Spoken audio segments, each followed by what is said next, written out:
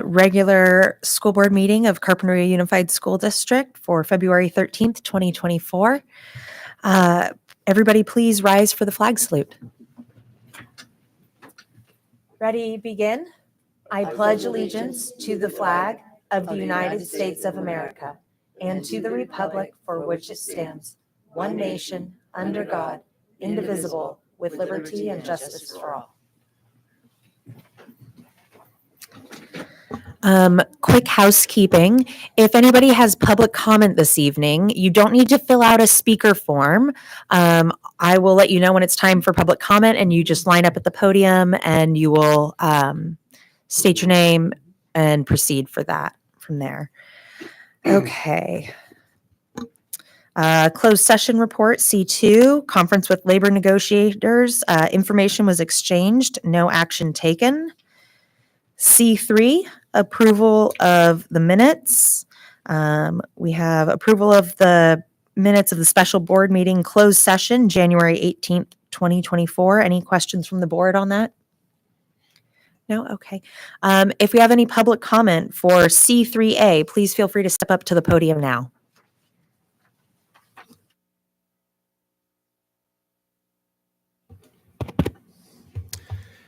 Good evening. For those who don't know me, I'm Jay Hotchner. I'm a district parent, Carpinteria resident, and district faculty member, but I'm here this evening as the elected representative of district employees. I'm the union president.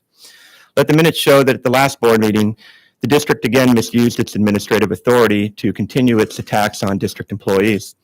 On January 23rd, after failing to agendize this action and refusing to I'm sorry, this is for approval of the minutes of a special board meeting Oh, I'm sorry. of January 18th. Apologize. I'll come back. Okay, thank you. Okay, any further public comment on the special board meeting of February 18th? C3A? None? Okay. May I get a motion to approve? I'll move to approve. I'll second that. Any discussion from the board? No? All in favor? Aye. Aye. Okay. C3B, approval of the minutes of the regular meeting of January 23rd, 2024. Any questions from the board? Okay. Now public comment on C3B, approval of the minutes of the regular meeting of January 23, 2024. Please feel free to step up now. Again, good evening. And for those who don't know me, I'm Jay Hotchner. I'm a district parent. Let's try again. There we go. So once again, I'm Jay Hotchner. I'm a district parent. I'm a Carpinteria resident and a district faculty member, but I'm here this evening in my elected role as a representative of district employees, the union president. Let the minutes show that at the last board meeting, the district again misused its administrative authority to continue its attacks on district employees. On January 23rd, after failing to agendize the action and refusing to read signed letters from the community, President Diamond read an anonymous letter from a community member who was neither A, in attendance, nor B, named. Setting aside the ludicrous and debunked claims contained in the letter, the district continued to pursue Ms. Rigby's $3.5 million crusade to advance a political agenda, which the district could not advance in a court of law. Because when its allegations were thoroughly examined in the context they occurred in, to include tens of thousands of pages of supporting evidence that went well beyond the district's vile interpretations, the court determined the allegations baseless.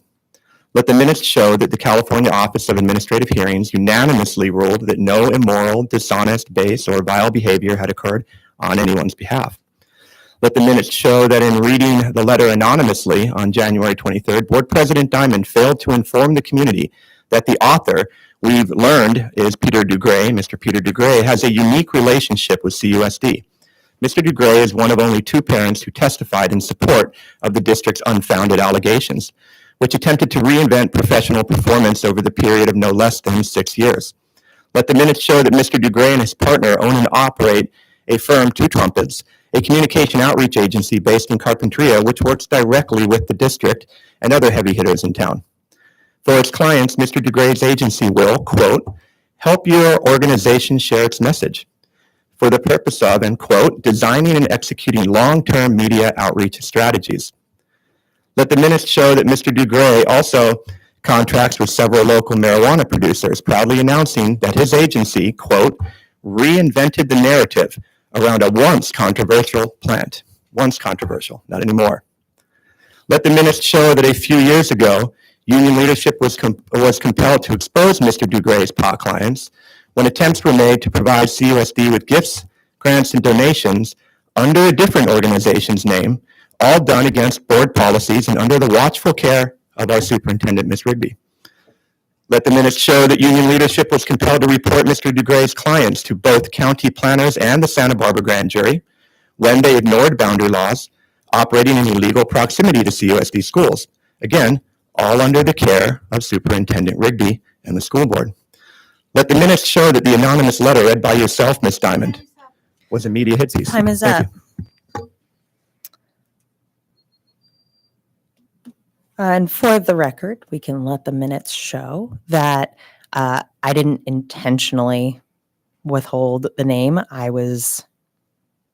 That was not something we normally do. It was a request, and it is a request that can be made. But once we were asked specifically who it was, we responded with who it was that had written the letter. And that is all there was to it. I also feel the need to clarify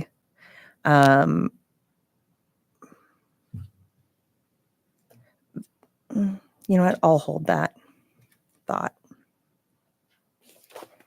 Any further comments on the approval of the minutes from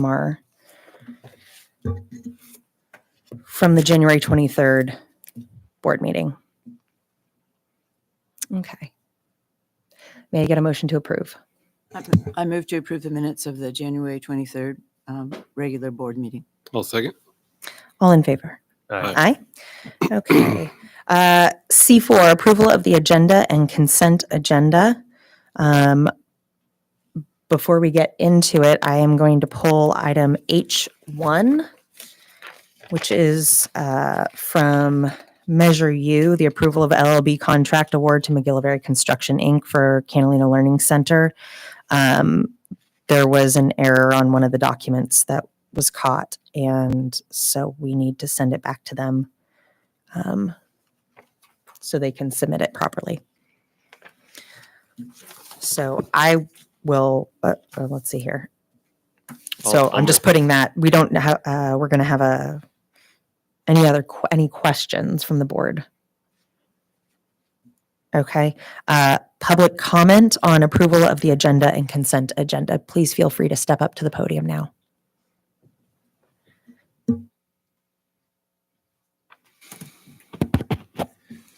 The last 5 board members, the union notified the district that it is misusing the administration of the consent agenda to advance public business without transparency.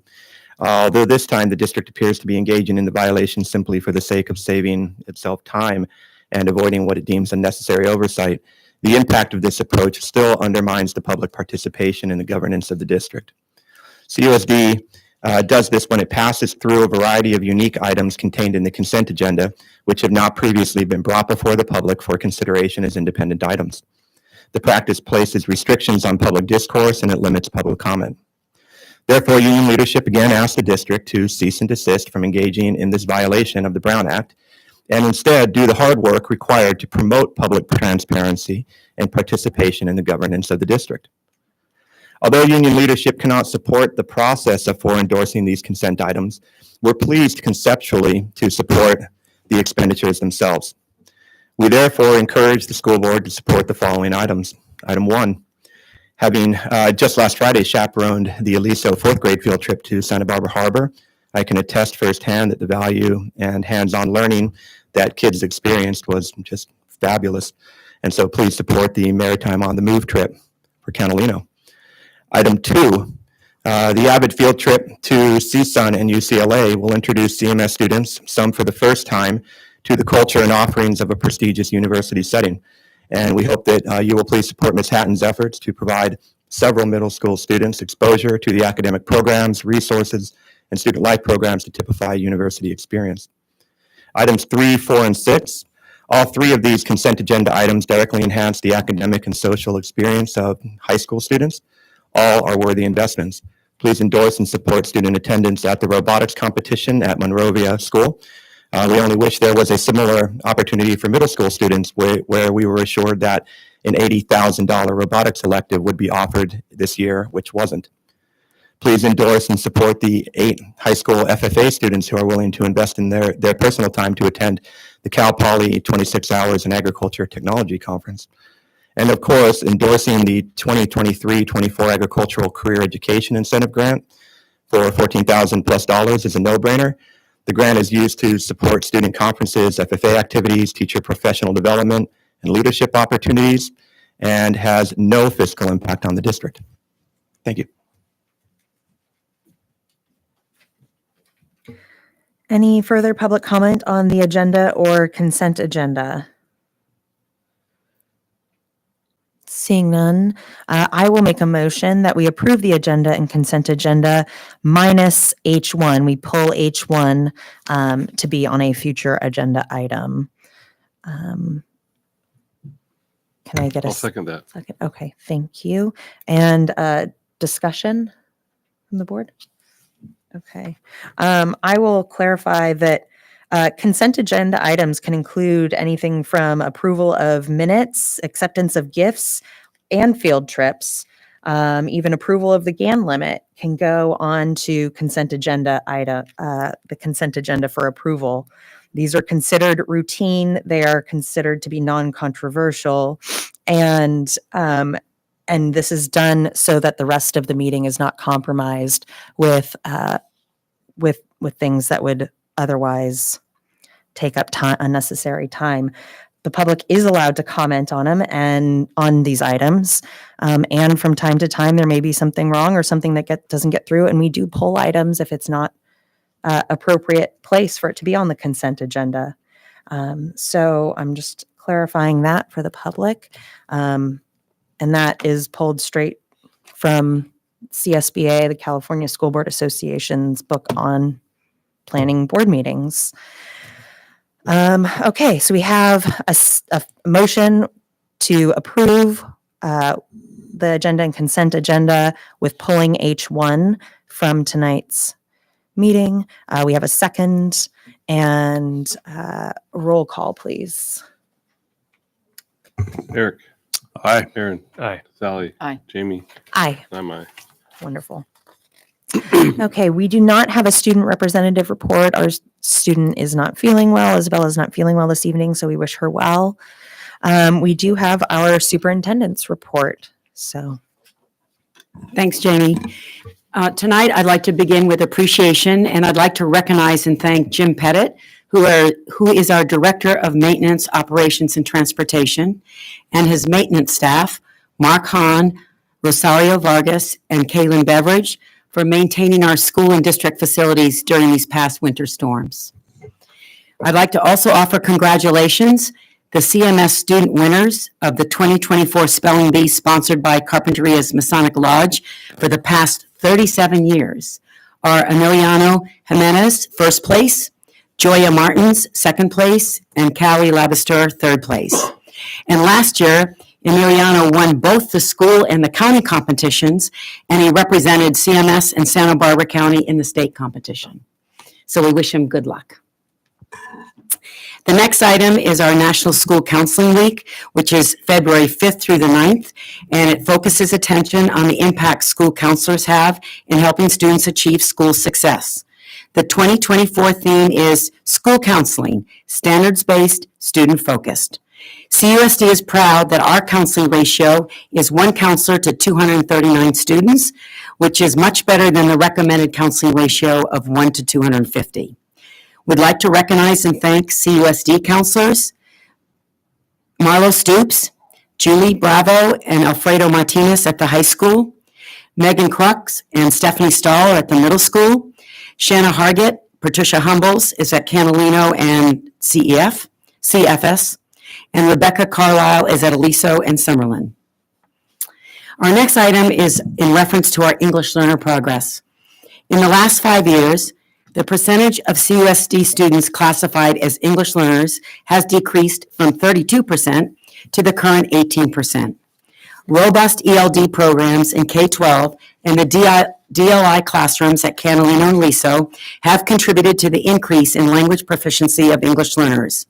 Statewide, 48.7% of EL students maintained or improved one or more performance levels on the summative English language proficiency assessment, while CUSD reported 55.1% English learner progress.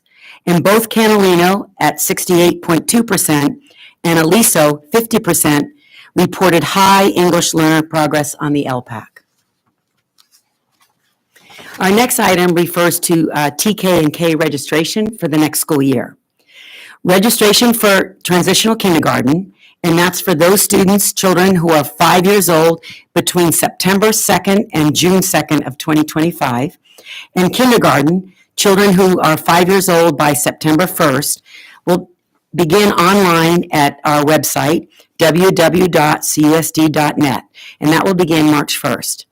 The TKK Information Night will be held this week, Thursday, February 15th at Catalina and Family School, 1480 Linden Ave. The English session will be at 5:15 and the Spanish session at 6 o'clock.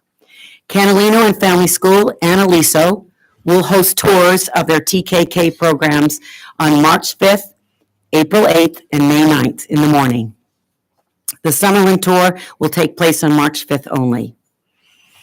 My next item is the College and Career Day that was held last week at Catalina and Carpinteria Family School. During the morning, the students climbed on and experienced a fire truck with firefighters, a bass boat from Sawdust Sport Fishing, the Big Red Crane, very popular, and an excavator from Mac Brown Construction. After lunch, 1st through 5th grade students enjoyed presentations from community members and parents highlighting their career paths.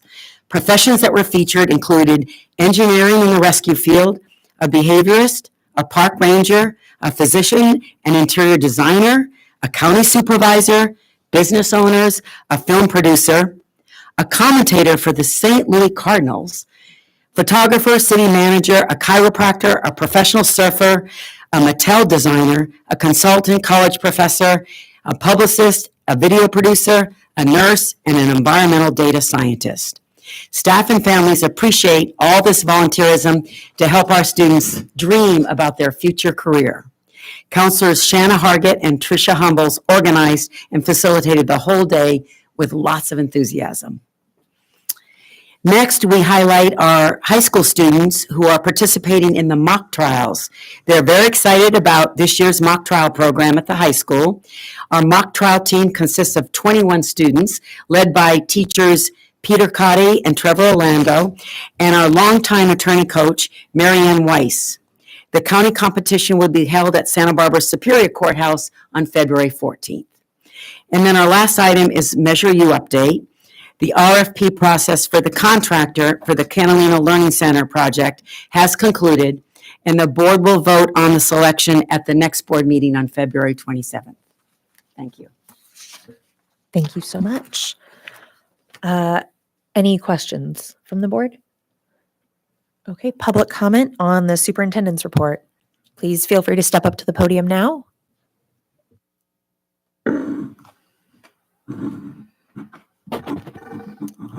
Thank you. So, although the faculty and support staff at CE, I'm sorry, let me move forward. Superintendent Rigby's report expresses appreciation where it's due. It recognizes several students, parents, community volunteers, and employees of the CUSD who routinely go above and beyond, regardless of whether their names are ever uttered at these meetings. As CUSD attempts to confirm student numbers for the 24-25 school year, the union encourages district leadership to take the most proactive approach compared to usual. We also encourage district parents to do the same, not just those of TK and K students, but of those across the district. As the district threatens employee layoffs, even though its reserve balances are robust, which you'll see tonight, it is increasingly important that the district confirm future student enrollment numbers as soon as possible. Layoffs are a result of several factors that the district can directly influence. For example, stemming declining enrollment, which has been a challenge, or ending the expenditure of millions of dollars on frivolous legal action. These both have a direct impact on the number of employees needed and the money available to purchase their services. Confirming student enrollment numbers early also influences the impacts of layoffs. The earlier we have accurate enrollment data, the better we can work to avoid unnecessary staffing reductions. Our students, families, and employees benefit when CUSD can avoid releasing the very employees it actually needs when the final enrollment data is in. Waiting to confirm enrollment until the start of the 24-25 school year may ensure that it's too late to bring back laid off employees who have moved on to other jobs in the region. Given the district's reputation for driving off talented employees, it's already hard enough to find qualified teachers and support staff willing to stay, let alone begin their careers with the CUSD once they've received other offers. Beyond this, what remains most striking about the superintendent's report is, again, what is missing. Over the last 3-week period, it appears the CUSD launched its media campaign aimed at influencing public opinion around the district's attacks on union leadership and the resultant legal catastrophe it has brought itself. The superintendent report fails to mention the cost, $3.5 million, that she and the school board squandered on that effort. $3.5 million, which should have been invested in programs, resources, and improvements that directly serve students and district families versus exploiting them. Perhaps we shouldn't be surprised that this topic is missing from the superintendent's report. Taking accountability for her failures has never been a big deal in her professional history. But when considering the belt tightening, program reductions, and employee layoffs, the increased costs associated with educating our community's children, it seems that the superintendent has some explaining to do, as do you, and there's no better place than the superintendent's report. Thank you.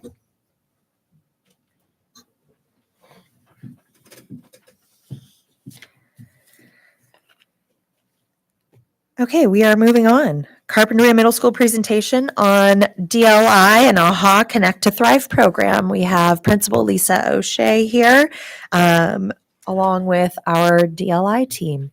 Thank you.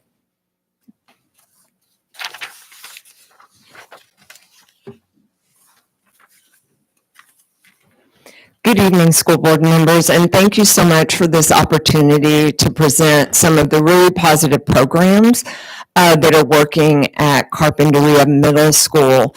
And I know you've probably been wondering how the DLI program has transitioned to the middle school.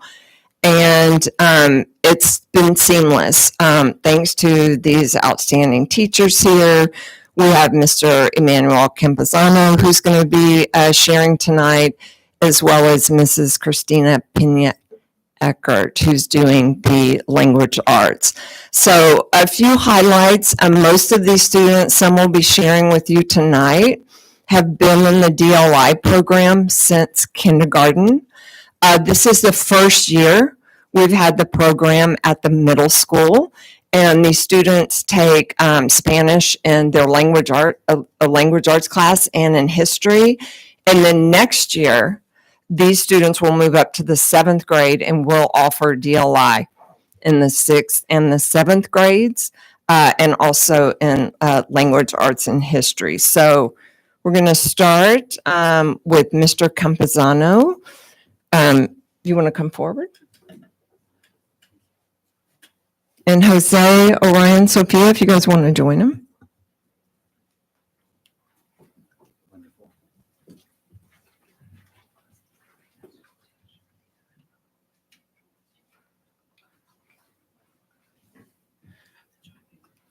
Good evening. My name is Emmanuel Campuzano, and I am the 6th grade DLI teacher for Ancient Civilizations.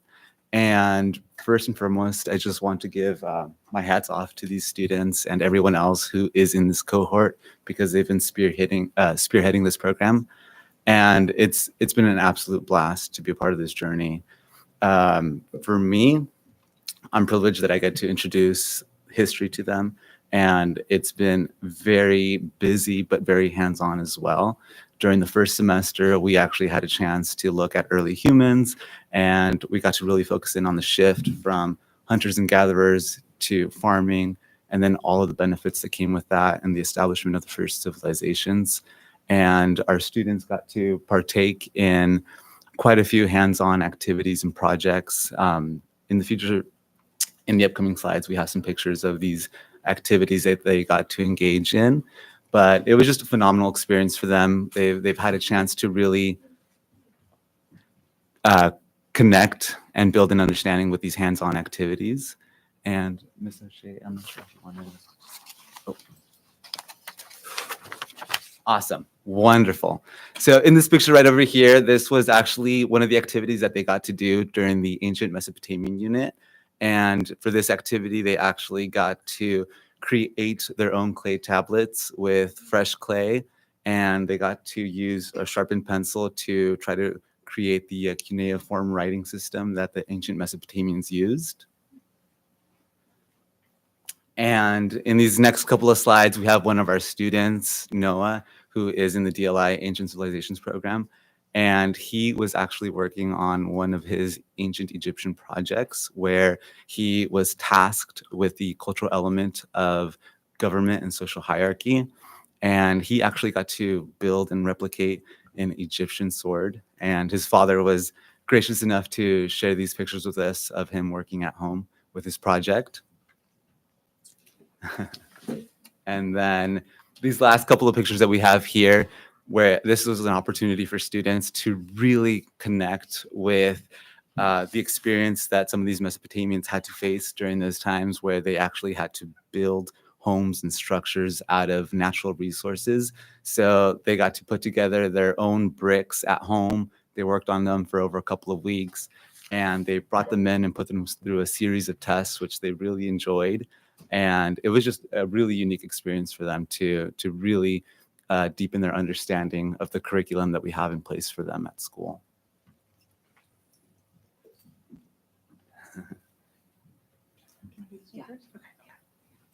Hi, everyone. I'm Mrs. Christina Peña-Ecker, and I teach DLI Spanish Language Arts at Carp Middle. On the screen, there are two examples of the work we've been up to recently. Being able to teach Spanish Language Arts is absolute dream. It's been really, really fun to see how students' writing is developing as they are now in 6th grade and being able to build essays out of all these different parts and do it all in Spanish. We've also been able to read some books together. We read a novel called Me, Frida, and the Secret of the Peacock Ring is its English title. And we were able to look at the elements of a mystery story and create our own mystery based off the format of the book.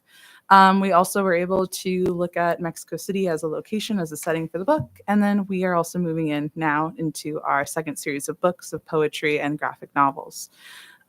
This is the week where all our students just turn in their informative essays, which is very cool. And we are looking at different events in Cuban history in order to build background knowledge for this new book that we are starting. So, yeah.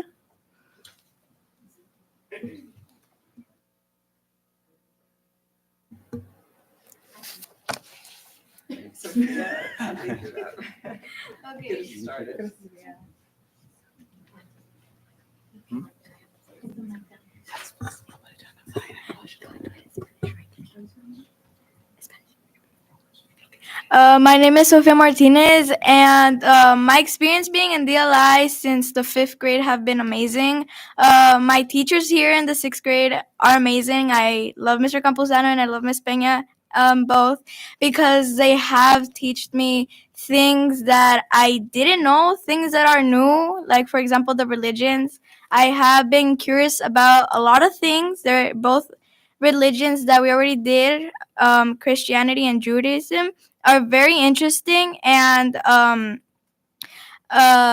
for example, in DLI for 6th period with Ms. Peña, for how she said we're doing the informative essays, we did, and for gathering information, I did get curious about a lot of things because it was something that I didn't know. And since we're going to a book now, I'm very curious about what is it going to be about? Wonderful. Thank you.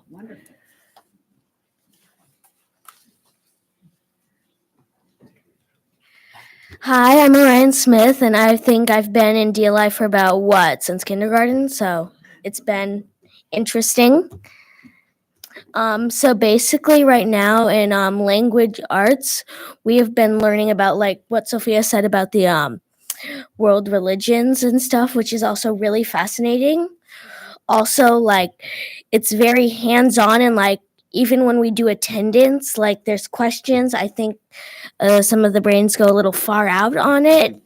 I will say that they do like they add very odd questions to the actual question. But anyway, I'm getting ahead of myself. So I just really want to give hats off to these two great teachers whatsoever. And also, like, I believe at the beginning of the school year, like even before Mr. Campuzano was there, while we had the sub, we read a really interesting book. Was like a Boy of the Painted Cave, I believe, which tells about like the early human history, which is really a fascinating book. And yeah, and also for the DLI, just the Spanish DLI with Miss Pena, we also like she was saying that we've been doing these writings, which are really interesting.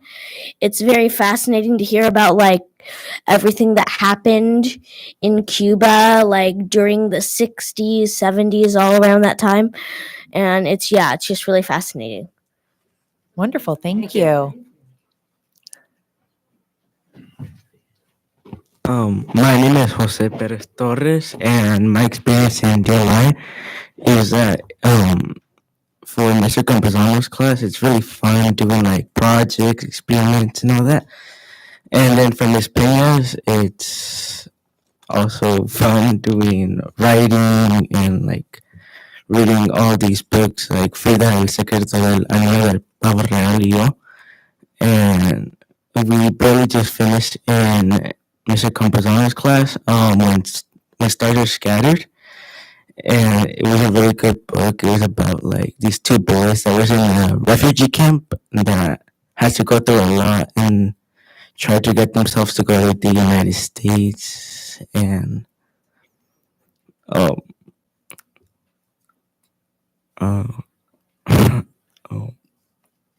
and also in Miss Pena's, we're gonna start the book about the Cuba, right? And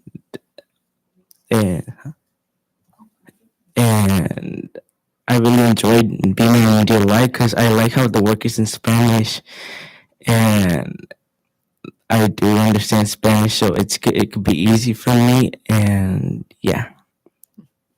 Thank you. Thank you. Thank you.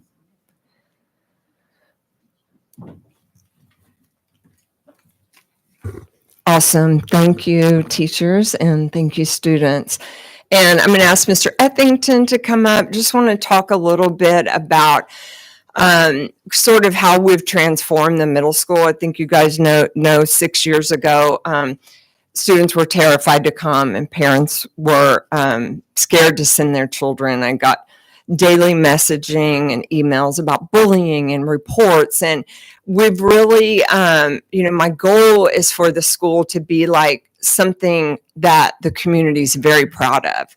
And what I have happening now is multiple parents messaging me wanting tours. And I have a tour set up for the next few weeks, and parents always want to come during the school day because I want them to see, the students academically engaged. And I think with the messaging, it starts in 5th grade. When we bring those 5th graders over, we talk about expectations, about respecting one another.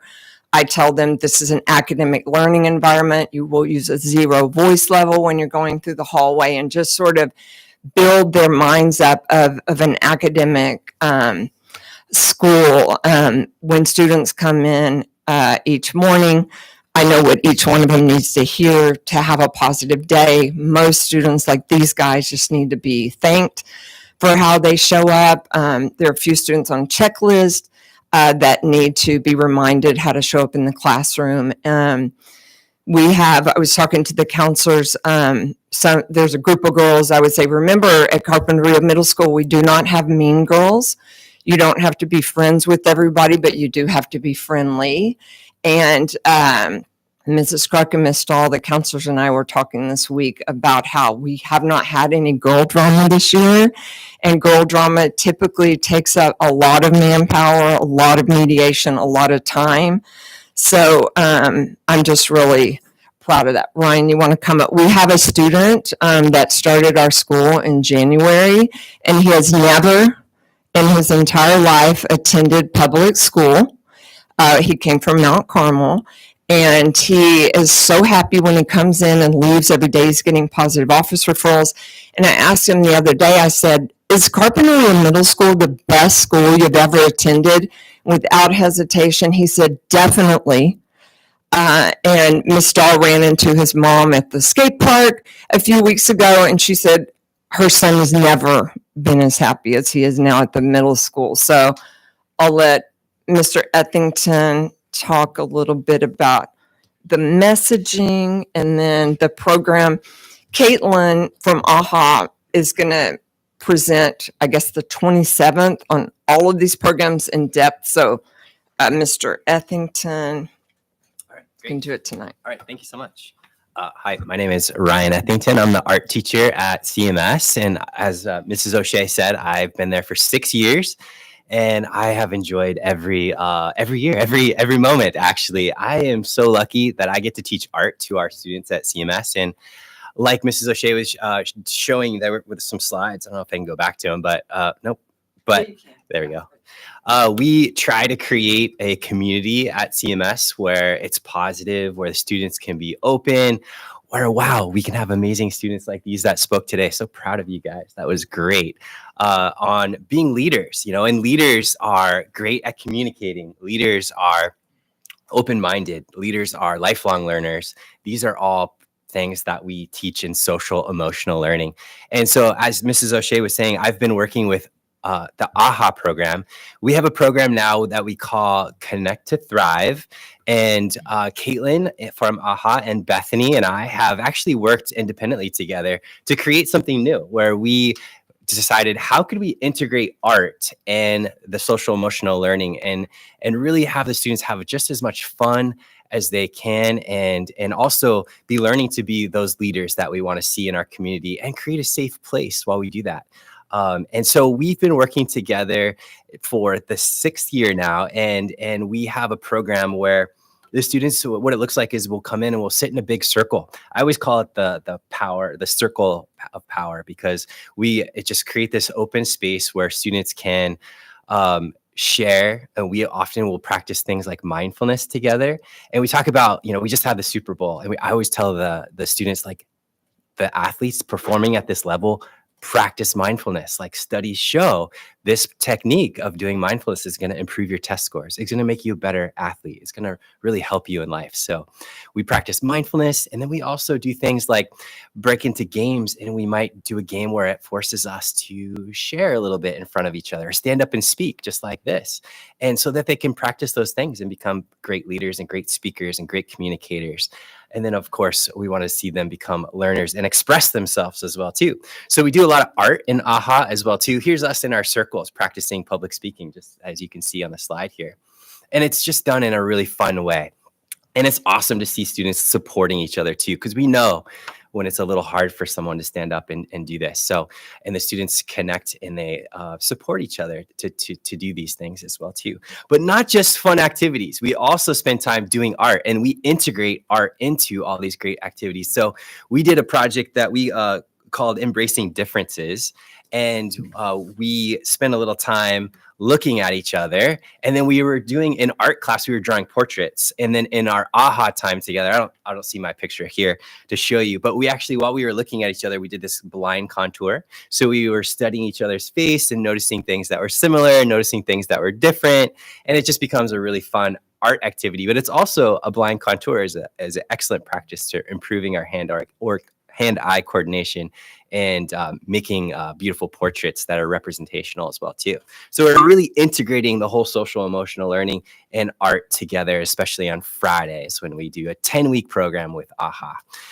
In addition to that, here's another example where we did something what we called Mold What Matters. And so we spent time talking in our small groups about what's really important, what kind of family values do they have? Or what's one word that represents something really important to them, that matters to them? And you can see here, many of them made out of clay, something that says love or family or food or their community, and even a heart here. And then we took photographs of the students' clay on their hands. You can see this project-based learning and this integrated art and social emotional learning on display right now, of course, at the Carpinteria Art Center. So a little plug for them. Thank you so much for the Carpinteria Art Center and, of course, the way they support our community here too.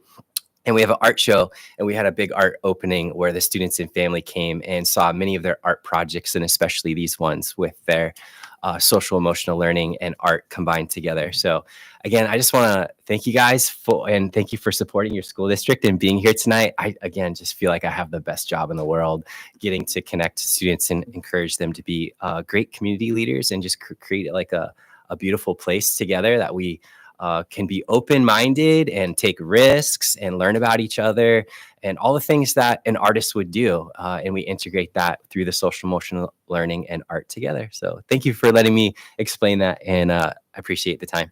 Thanks. Thank you so much.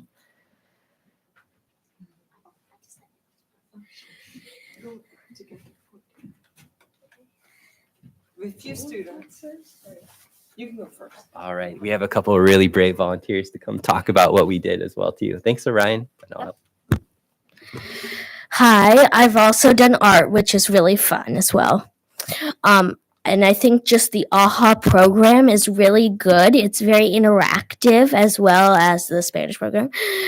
Like you get to do like fun projects and like they make you want to talk about your feelings in the way that you wouldn't normally do, maybe outside of school or at your house, maybe, I don't know.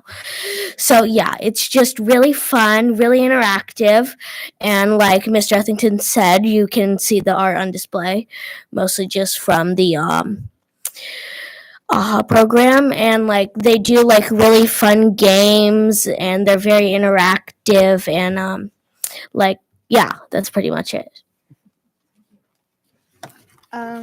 AHA Peace Builders during art was a great learning experience, bringing the whole class together. Some things we did were activities about good morals and learning tactics. I'm very thankful because every week when they came to class, they always came with a smile on their face, ready to work with the class as a whole. Thank you. Thank you. And one thing Ollie had mentioned before is just AHA's ability to bring community and connection to the students, which of course helps our overall school. And I don't know if you guys have any questions for anybody or want me to give my closing remarks. Any questions from the board? I have a comment. Okay. Many years ago, I taught sixth grade, first at the elementary level, and then got moved to middle school where sixth grade moved to. And to have this wonderful sixth grade curriculum, which I love too, combined with DLI, I think you're exposing these students to so many exciting different levels that is going to do nothing but increase their education and their learning for the next 10 years or so. So thank you all for doing all that. Yeah, and I really want to thank the teachers and students for showing up tonight. And I told parents at the start of the year, my goal was for Carpinteria Middle School to be the best educational option for families. And I believe through programs like this, the DLI, the Connect to Thrive, we've done that. You know, just leading, my goal is to lead with consistency, to be there for the students every day, compassion, and calmness. And I'm really proud that we've done that. So in my 35 plus years in education, the past 6 years leading Carpinteria Middle School has definitely by far and away been the highlight. So I thank you for that opportunity. Thank you, Lisa. Thank you. I was just hoping to, if any of the students feel like stepping up and answering, that's fine. If not, totally okay. I'm putting you on the spot. With being the first cohort of kids in our district doing this program and being at the middle school, the first cohort of kids at the middle school, how do you feel it's going for you guys? Does it seem like everybody knows like what the deal is and the expectations and like this is what it is? Or do you feel like, yeah, I just want to know what your thoughts are. How's it going with year one, first time at the middle school? Well, I think for like just Spanish in general, it's like going really good. I mean, there have been like a little ups and downs a few times, but it's been going actually really good. And yeah, that's pretty much it. That's all I have to say. Can you say it in Spanish? Yeah, let's see. Just give me a second here. Todos eran muy bien, pero había unos ups and downs en el año y eso es todo que voy a decir. Gracias. Gracias. Bueno.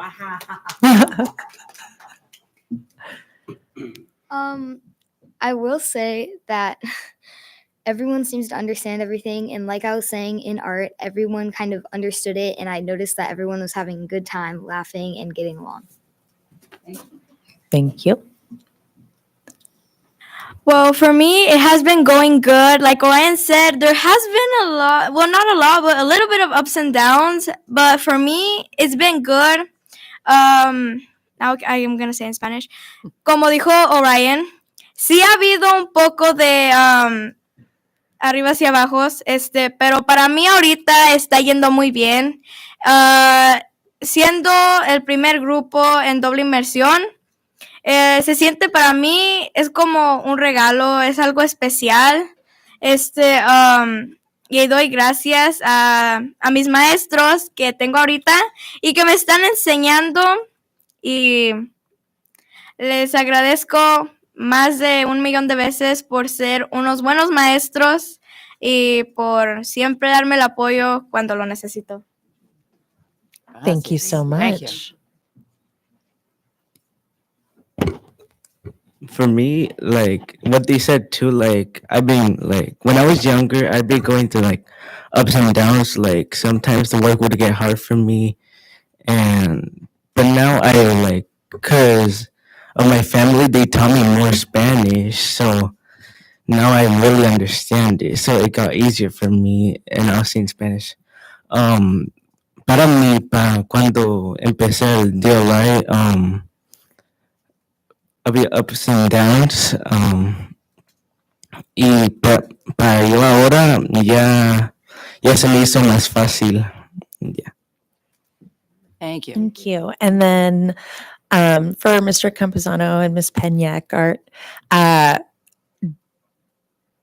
how for you on the teacher level, being the first year at CMS, so it's not just the first cohort at a school site that it's going through, but the first year at CMS, do you feel that you have what you need to do this, like, and for it to go on for the next into 7th grade?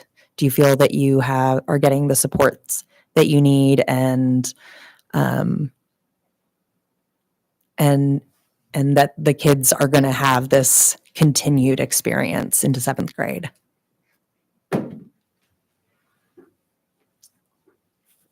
From the ancient civilizations perspective, I feel like I'm very fortunate in the sense that we've had this foundation set for a long time. And with the new curriculum that we have, the TCI curriculum, where it's our very first year using it, it's online, it's up to date. We have the tools where it does convert into Spanish. So we have access to the curriculum, the interactive student notebooks, the videos, everything's in Spanish. And aside from that, I'm still really fortunate in the sense that I'm working with Robin McCauley and Jessica Gala, who are the other 2 6th grade teachers on my team for Ancient Civilizations. And even if they're doing it in English and I'm doing it in Spanish, we're still able to bounce ideas off each other. We're still able to come together and create lessons together. And then I just take them and put my own unique spin on them and convert them to Spanish. So I think we have a lot of resources, a lot of tools, and we have the support. I mean, Ms. Peña's been wonderful in working with me too, and just being able to share like what we need, how we can support each other. So I've been lucky.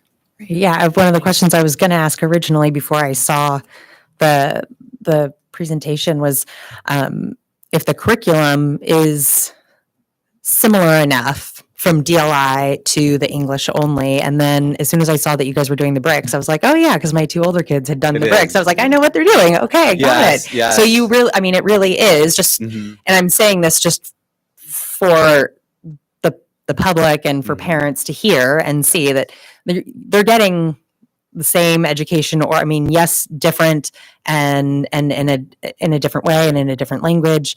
And I'm sure that there are some differences. I believe, like with some of the literature that's being done, it's more culturally relevant and to the language. And so I love that you can take those opportunities for that. So thanks. Thank you. Yeah. I've been teaching Spanish language arts for not even a year now, but before we even started, we were able to spend a lot of time collaborating with, I worked with Manny a lot and Miss Jessica Gala at the middle school, being able to develop all the Spanish language arts curriculum for 6th grade. We are planning to do that again for 7th grade and be able to find resources and develop things that are going to help bridge the gap between English and Spanish for the students for Spanish language arts as they continue in their middle school career. So we are working really hard in order to collaborate with one another and be able to meet students where they're at now that they are at very different levels all over the place, just like all middle schoolers. So yeah. Thank you. I appreciate that. And go ahead. No, And Mr. Ethenton, I just want to say thank you. I'm so sorry we weren't able to be at the art show grand opening, but we were here at our last board meeting. So unfortunately, that wasn't something we could split from. But really, you've done such a wonderful job over the 6 years you've been with us. And I've been fortunate enough to have a child at CMS for each of those 6 years, as well as with you, Mrs. O'Shea. And for both of you, your commitment and your vision and heart for the students and for that campus has not been unnoticed. And I personally appreciate both of you very much. Thank you. Any further? Yeah, comment I from the just, board? it's more of a general question, and this is maybe includes the students as well. But when we first decided to move ahead with the dual language immersion program 7 years ago, I think, one of the concerns was the ability of the students to, to be able to switch back and forth from English to, because a lot of the assessments are in English, right? And whether or not that was going to hurt them in the long run or help them. And the argument was it was going to help them because they're going to develop more of their brain. And I'm curious, maybe if one of the students would like to stand up and say, if you find that you're able, when you are taking a test, if you feel like the test is maybe not so challenging, or it's not so daunting when you go to take a test now. I mean, are you able to switch back and forth from English to Spanish at this level? Any of you? I mean, I feel like all of us are pretty good about it. I mean, I don't think no one really likes the state tests in general. All of the students don't, Agreed. but it's fine. And yeah, I feel like we can switch back. We can balance it out really well. Do you and so the science and math is all in English, correct? Yes. Okay. And so is there any science and math in Spanish at the middle school level or not? I mean, not really, but Miss Vergier, our science teacher, does know a little bit of Spanish. Mm-hmm. So she sometimes brings a little bit of that out in a few words. Do you guys all feel Unofficially. Yeah. Yeah. Do you guys all feel pretty fortunate that you were able to get in that first class of Yes. DLI? I mean, I think I was like the last person's name called Yeah. on that thing, I believe, or something like that. So yeah. That's great. That's a memory right there. Any further questions from the board or comments? Okay. Yeah. Yes. Thank you so much. Big round of applause for the students, for our staff. Great job, you guys. Thank you. And do we have, Any public comments? Yep, please feel free and step up to the podium.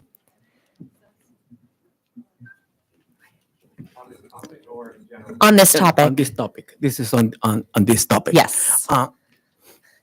Back on February 2017, I was there when the dual language program was introduced. And I remember that at that time, for one, was the decision that the dual language program was introduced as a pilot program. A year later, 2018, I was there. We are sitting right now. And next the board. What happened to the dual language program? Why did you ask me? Well, because it's not permanent. Couldn't believe me? You discussed it among yourselves. And Michelle Robinson, back then, she said, "You're right, Rogelio. This is a pilot program, subject to statistics that it's working by the year." I left the board 2020, and still, it wasn't officially approved. Now, I got sick since 2021. I'm back for the first time today, and as I was listening to you, yes, it looks like it's a great program, dual language program. It was shown through teachers and students' testimonies. It was very good, excellent. But this is the question that I have. Is it a permanent program or still something that needs to be established? I mean, a pivotal program, something that it has been experienced with, I don't know. So if it has already been approved officially by the board, then I'd like to know the date, the year that it was approved. Otherwise, you can put on the agenda next board meeting next month and approve it as a permanent program. That's what I can recall as I was listening to these great presentations by the students and teachers. And that's all I want to know. Yes, make it. If you haven't made it permanent, make it. Thank you. Thank you. I appreciate that. Okay, any further public comment on E3, Carpinteria Middle School presentation on DLI and AHA Connect to Thrive program? Please feel free to step up to the podium now. Alrighty, so in regards to what Rogelio was saying, as a permanent program, union leadership expects that the DLI program will require a tremendous amount of increased resources as the program grows through the secondary system. We're seeing the lopsided nature of that at the elementary schools, especially Catalino right now, where resources have been really lopsidedly devoted to DLI in a way that is really undermining the mainstream classes. So we mentioned that, and we also mentioned that as a permanent program, expecting that the DLI program will increase more, that there is one program that has been excessively funded and resourced at the middle school, given its duration in the district, and that is the AHA program. AHA continues to be resourced and implemented far beyond expectations for any middle school in the region or even in the state. Teachers like Mr. Ethington, among others, have done a great job bringing AHA instruction into his art class. That said, the union continues to receive reports consistently that the instruction in other classes seems forced and unproductive. District employees are growing concerned that after 6 years, AHA may be being overprescribed to both students and employees. Given the cost of the AHA investment, well over $200,000 this year and certainly more than $1 million in the last few years, it may have reached a point of diminishing returns. We therefore encourage a review on the extent of this investment. AHA continues to demand critical time and dollars from the much broader needs of the entire student body. While AHA's lessons claim to provide students, quote, emotional harmony and, quote, feelings of connectedness, the abundance of AHA instruction and lessons sometimes comes at the cost of instruction in other critical content areas. For example, the fundamentals of reading, or learning basic age-appropriate math, or focusing on scientific inquiry, or even dressing out and vigorously engaging in physical education. While CMS continues its extraordinary investment in social, emotional, and mental health training across the system, it misses that providing students successful academic achievement, not just successful feelings of achievement, is the mission of the public school district. Again, it seems the investment we make in striking the right balance between social emotional growth and academic growth requires further examination, and not just in the classroom, but in the staff meetings and the boardrooms as well. Rather than spend critical professional collaboration time exploring how to improve administrative support in our schools or how to more effectively deliver powerful content-based education for our students, the district continues to invest in what we understand to be a lopsided amount of time in the social, emotional, and mental health AHA program. If there were ever an area where Mr. Schaefer's intuitive understanding and concern may be appropriate, this would be it. And union leadership Thank extends you. a hand to work with you on that. Thank you.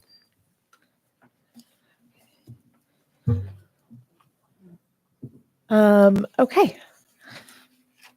Any further public comment on the E3, the presentation we just received? Okay. And quick question for Ms. Rigby. So DLI, is it still technically, do we know, I guess to my recollection, referring back to Mr. Delgado's question of pilot versus permanent program, is it still technically as a pilot until it goes all the way through high school and it's all trued, or is there a point where it is considered a permanent program of CUSD? When the board approved additional classes at Canalino and Aliso, that's when it became part of our curriculum. So you did approvals all along. Right. We increased Canalino to 2 classes, and we we started Aliso at kindergarten. You increased it to 1st grade and 2nd grade. So with all those approvals, that indicates that it's part of our programming. So via the expansion, it Yes. was a de facto became a permanent part of Yes, the part of our programming. program. Okay. Yep. Pilot or de facto Permanent. So there was a decision made on that, or it just happened?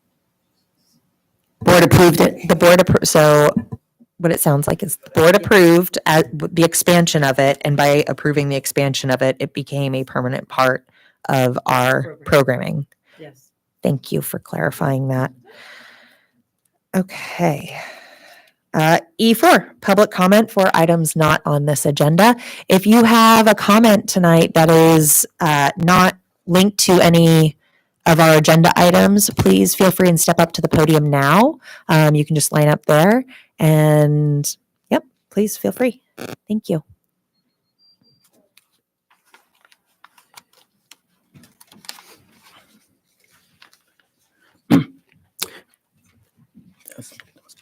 We are Rogelio and Monica Delgado, parents of Andrea, Ana, and Monica Delgado, CUSD graduates and national scholars. I am a former school board member, 2016-2020, former teacher, and a UCLA graduate. Statements of my daughters. Andrea Delgado.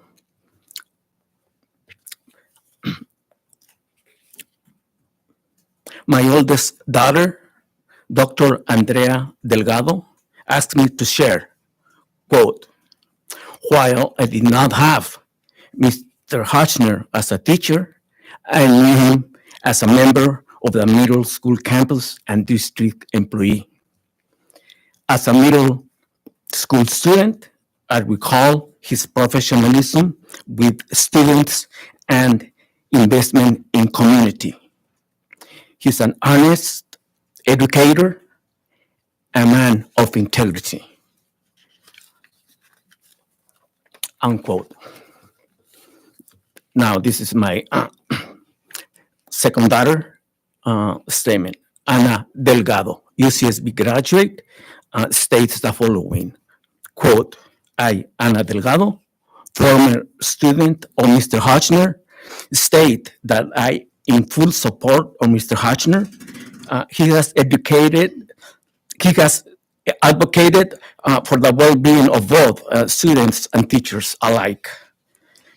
Genuine advocates like Mr. Hotchner are rare. His unjust treatment serves as a stark reminder of the need for more individuals of his caliber in our schools and in our school board. We must champion leaders who contribute to the growth and development of our educational communities, ensuring that their contributions are recognized and honored. This is the third statement of my daughter, Monica Adriana Delgado. Quote, Mr. Hotchner is an excellent teacher who cares for his students. I had him for 7th grade history. I found his class to be very engaging for myself and peers. He encouraged them to be the best learners that they can be. I still use the techniques of highlighting and planning that he taught us as a first-year biochemistry student at UC Davis. This skill of organization has greatly helped me in my success and time management between sports, club, and these are the statements of my 3 daughters. Feel free to share them. Thank you. Thank you.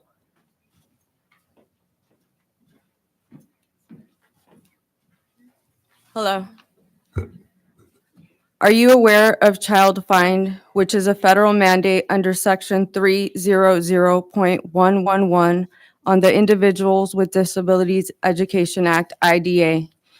Requires states to identify, locate, and evaluate all children with disabilities, regardless of the severity of their disability. This ensures that all children with disabilities receive appropriate educational services to meet their individual needs. You heard our messages last board meeting. AAC devices not being used for children that have significant speech impediments. One-on-one aids not being provided for children that need them. Not enough SPED teacher staff / qualified substitutes. It is apparent to me that something here is amiss. Students are not being properly served. The repercussions for this is significant for this already vulnerable population of students. We are very grateful that adaptive equipment for the SPED program at CMS was approved, and we've gotten most all of it to my knowledge. My concern is the process it took. We had many meetings throughout the year. We even had to get a third-party evaluation because we were not in agreement with the equipment that was needed. This is only one school in our district. My child is going into high school next year, and now my concern is that campus. Board members should be concerned with the way SPED program is being managed. This matter needs to be looked at closely in order to find where in the process services and equipment for SPED is being blocked. There is a lack of awareness and seriousness of these issues. Not addressing issues in a timely manner is affecting our students. SPED students are protected by IDEA, but only when regulations are followed. Thank you. Thank you. Good evening. My name is Betty Martinez. I'm a CHS alumni, class of 1979. I have 4 children. 3 of them are also CHS alumni, class of 2003, 2007, and 2013. My daughter, Karina Martinez, is in the 6th grade at CMS. She is also in the SPED program and the dual language immersion program at CMS. Karina lost her eldest brother, Adrian, my eldest son, in July of 2023, and she took his death hard. As an adult, it was hard to accept for this, so for Karina, it was devastating. She does not handle change very well, and then started school at CMS in August of 2023. She got off to a good start, then the issues with the SPED teacher going on leave and not getting a sub, then not having enough instructional assistants and teachers. Karina was not getting the help she needed per her IEP. So for her this year started off badly and continues to say continue to say the least with the hiring of SPED teachers, continues. If you see her, she will always have a smile on her face, and you will not know what she's gone through. Here are my concerns for my daughter's education. When she started, there were 5 SPED teachers. Since then, 1 math teacher left at the end of the semester. Just found out today they hired one and he quit. Why do I have to find this out from my daughter? My daughter comes home and tells me this. Also, she's supposed to have an IA for her DLI classes. She's had numerous different people, and her IAs get pulled to help in the special ed class. So I then have to pick up the slack. I reach out to the DLI teachers, Mr. Campuzano and Ms. Pena, via email, and they explain to me the homework, and me being bilingual, I've been able to help her. She also made the honor roll this year. My concern was that she's not getting the support she needs in these classes as stated in her IEP. At no time did anyone reach out to me and let the parents know of these issues with the SPED teachers or the IA teachers. I had to reach out to the administrators. Why? Superintendent Rigsby and board members. I'm sure if this was your child or grandchild, you too would be concerned and want to speak up. I, being a Carpinteria native and being in the CUSD district a long time, I've seen a lot of change, good and bad. All I want from the school board is to give my daughter Karina and all the other SPED students that they get education that they need. Thank you. Thank you. Thank you, Betty.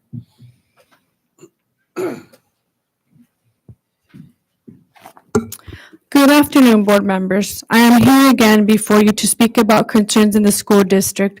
One obvious concern is the lack of support in the Hispanic community. My question to the board is, why isn't there a translator available regardless of someone requesting one or not?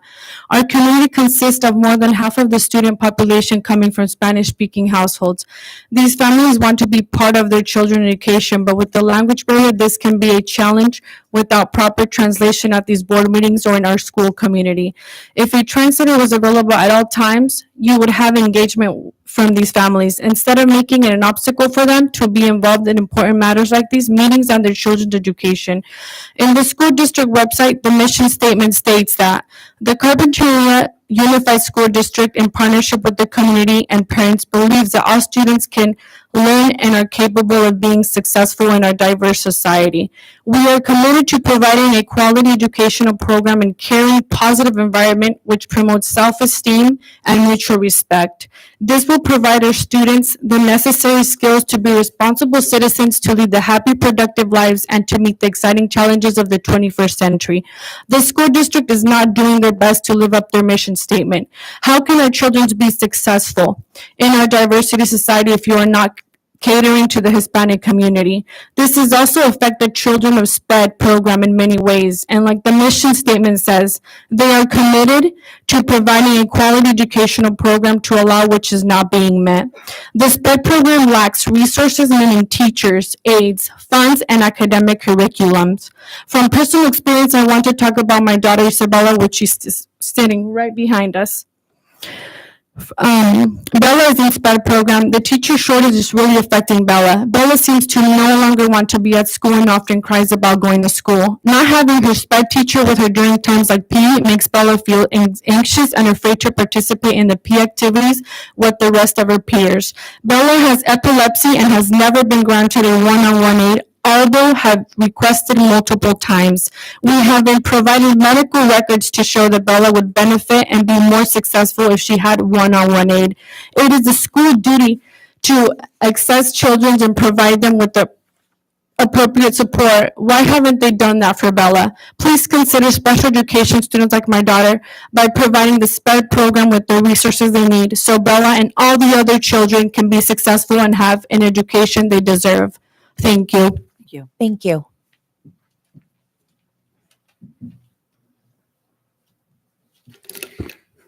Hola, miembros de la Junta, buenas noches. Mi nombre es Rocío Reyes. Estoy aquí para hablar sobre el mismo problema que hemos tenido desde la última reunión.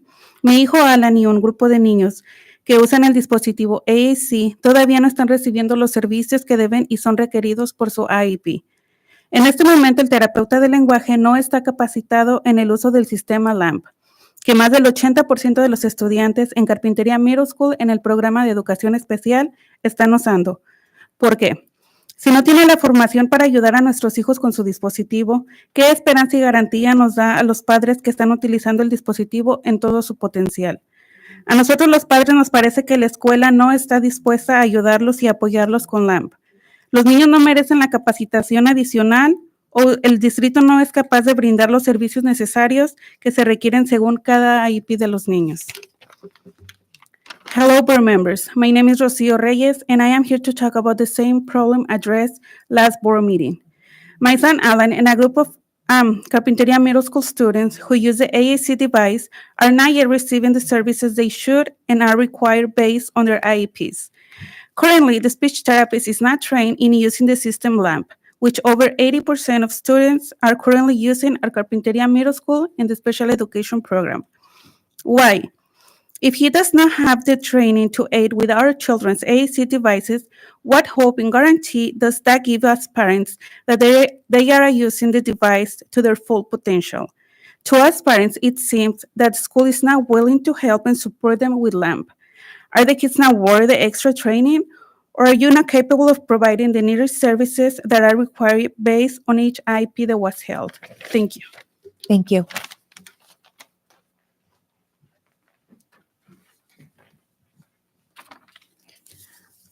Hola, buenas tardes. Mi nombre es Itzel y mi hijo se llama Ángel.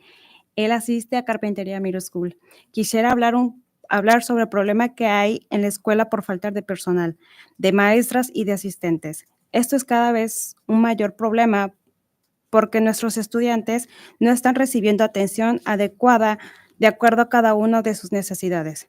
Esto ha llevado a problemas a estudiantes que se han perdido en el campus por falta de asistentes, quienes tienen que apoyar a otros estudiantes que requieren más ayuda. Otro problema es cuando los asistentes están fuera o enfermos y no hay personal para sustituirlos durante el tiempo que están afuera. En el mismo problema con falta de maestros porque están sobrecargados de casos y se le complica darle a cada estudiante una atención más personalizada. Como ha dicho en nuestras, como se ha explicado, darle a cada estudiante una atención más personalizada como se ha dicho en nuestros APs. Yo les pido miembros de la Junta que por favor nos puedan proveer con más apoyo para las maestras y asistentes para que así nuestros hijos puedan sobresalir en su educación académica. Gracias. Hello, I'm going to read her statement in English. Hello, good afternoon. My name is Itzel. My son is Angel and attends CMS. I would like to talk to you about the problems that exist at the school due to lack of personnel, teachers, and IA assistants. This is a reoccurring problem because our students are not receiving adequate attention according to each of their needs. This has led to problems on school campus, students being lost or eloping due to the lack of assistance. IAs have to support other students that require more help. Another problem is if an IA is out, there is no staff to replace them during the time they're away. It is the same problem with the lack of SPED teachers. They're overloaded with caseloads, and it is difficult for them to give each student the individual attention they need. I ask board members to please provide us with more support for teachers and assistants so that our children can excel in their academic education.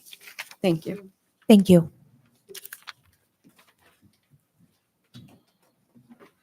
Hi, I'm Lucy Carlton, and as a taxpayer, I'm here tonight to say that I don't like to see waste. I was really hoping when the last acquittal came down that we were not going to throw more good money after bad, but what I hear is that the district is unwilling to stop what looks to me like unwarranted persecution of the union president. Ms. Rigby says it has nothing to do with his union activities, but appears to me to have everything to do with it because, well, he's obnoxious and relentless in his role. My appeal is that there is no appeal that there's some kind of rationality in joining together, end this vendetta. Let's spend money on students and learning, not on lawyers. Ironically, while the board is claiming it's a safety issue, here we have parents complaining that special education children are put at risk because there's not enough teachers or aides. I do have to say for the record, my daughter had Mr. Hotchner as a teacher, and she said not only was he good, but he was excellent. And her friends say the same. Remarkably, they could see through the horrendous headlines and expressed dismay as to how, after 20 years of a stellar career, his reputation is being maligned. I cannot imagine the trauma his family must feel in this small town. I also heard that we were laying off a security guard at the high school and assume the middle school security who resigned has not been replaced. Since a high school student was arrested last week on a felony weapon charge, it seems that the pittance you could pay a security guard, especially compared to lawyer's fee, might be well worth it for student safety. I also assume you realize that laying off teachers, as happened today, seems extremely hypocritical.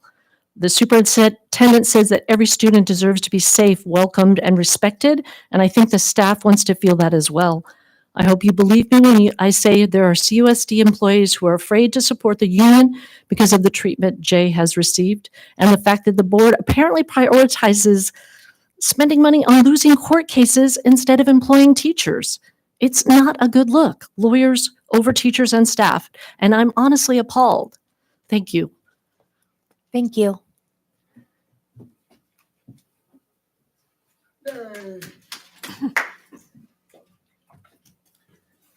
I want to thank those who spoke on my behalf, and when I dig into the special education issue, it's a shame that Principal O'Shea didn't stick around for these parents' impromptu comments and what's going on at the CMS special education program when she didn't have a glossy PowerPoint to lean on. At the last board meeting, just after public comment, Board President Diamond assured the speakers and those in attendance, many parents and some of these parents here, that she intended to look into this issue further. Disregard that the board had been receiving acute concerns about the program since October of 2023. Disregard that the parents, the employees, and union leadership have been consistently updating the board in email, phone call, face-to-face, and here at board meetings on the deteriorating conditions at the middle school.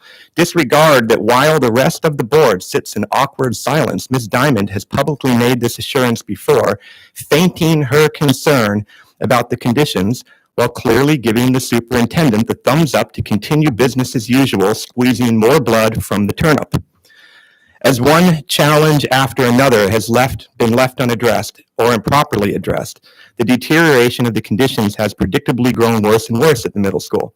It started when Ms. Rigby and the board failed to recognize that there was a unique problem with the administrative leadership at the middle school, namely Ms. O'Shea. Perhaps that's because it pointed out larger problems with the administrative leadership in the district. It would be difficult to go after your star witness, wouldn't it? At that time, 7 highly qualified special education teachers had already left the middle school SPED program in less than 2.5 instructional years. Failing to recognize the poverty of leadership, the CUSD replaced them with brand new teachers without providing adequate administrative support. So it was predictable that by just today, February 2024, the number has climbed to 10 highly qualified special education teachers, having left the middle school in less than 2.5 years. And the 11th, well, they didn't actually quit, they had a heart attack. Add that there has also been an exodus of special education instructional aides for many of the same reasons that faculty members left. A lack of effective administrative support, unsafe disciplinary environments, ridiculously unreasonable workloads, and the inability to predict what any given day would look like as the district scrambled to put out fire after fire after fire. And as goes understaffing, so go the performance metrics, responsibilities, and objectives that simply cannot be accomplished with such limited human resources. And those are, what I'm referring to is the kids' needs, by the way. Not just performance metrics, but the kids' needs, what the kids need in their IEPs, what they need every day at that school. Our examination, the union's examination over the last 3 weeks has revealed little improvement. Significant problems still exist in areas of aides and substitute coverage, faculty working at just above half staff, continued safety risks, a lack of training and access for speech and hearing devices. Thank you. And I could certainly go on. Thank you.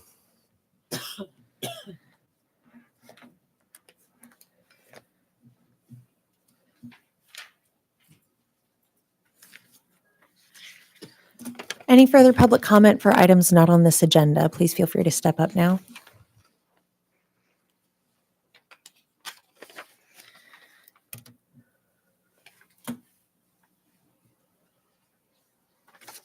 Pardon me. Okay.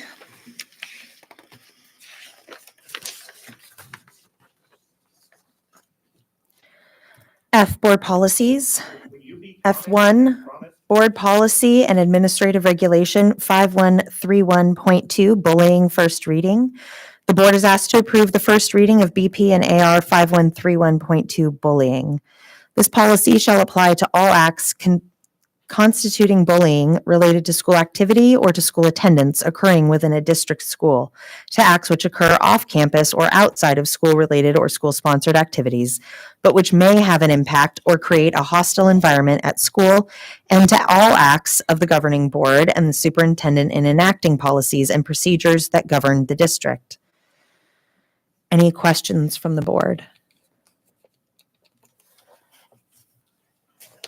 I will just say this is similar to another policy that we updated just several years ago, but that was on civility. So this one is specific to bullying. I don't know if it had rung like we had just done this to you. It had to me. So I just wanted to let you know I pulled it up. Okay, public comment on F1, first reading. As you, the school board, sit silent, absolutely dismissing the concerns that have been brought to you by these people over the course of the last 4 months. And then once again, after the last meeting where you promised to these people, you were going to dig into it and you were going to get back with them. I'm sorry, this is Okay? not on Yes, this it agenda is. item. Oh, but it is because No. it is laughable that you're sitting here reading about, let me read, to acts which occur off campus or outside of school related or are school sponsored activities which may be or which may have an impact or create hostile environments at school, and to all acts of the governing board and the superintendent in enacting policies and procedures that govern the district. Isn't that what you're supposed to be doing, right? You say you're doing it with this bullying thing, but how about something that isn't just written on paper that you can spout out here in the meeting, but actually talking to the people that are trying to bring concerns forward to you? It is laughable. Your behavior, your performance is laughable. Except it's not funny. So I should say it's shameful. And meanwhile, these folks keep coming forward to try to share with you the concerns while Ms. Rigby ignores them. Okay, this is while still the not special about the education first director- reading of the Yes, board while the policy special education director resigns, 5131.2. it is becoming ridiculous. 5131.2. That is not about you. Just because you say it doesn't make it so. F2, oh, sorry, F1. Any further public comment on the first reading? Seeing none. May I get a motion to approve the first reading? I'll move to approve. I'll second. Any discussion? All in favor?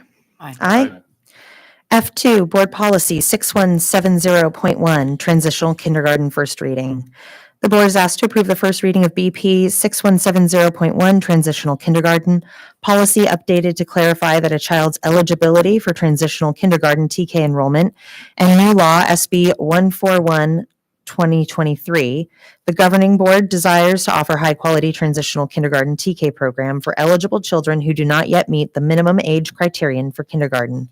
The TK program shall assist students in developing the academic, social, and emotional skills needed to succeed in kindergarten and beyond. Any questions from the board on first reading BP 6170.1 TK? Public comment.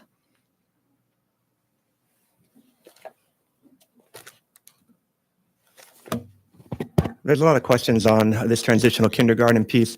Could the superintendent please explain, are we looking at just an increase in the age of kids that, an expansion in the age range of kids that can participate in TK?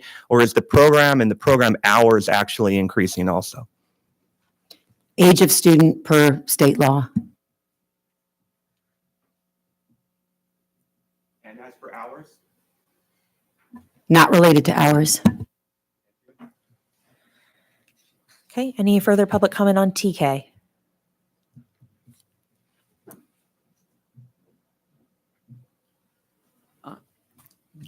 Yes.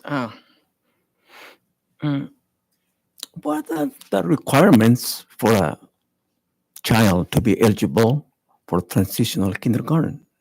Because this is what I read. Eligible children. Who is not eligible?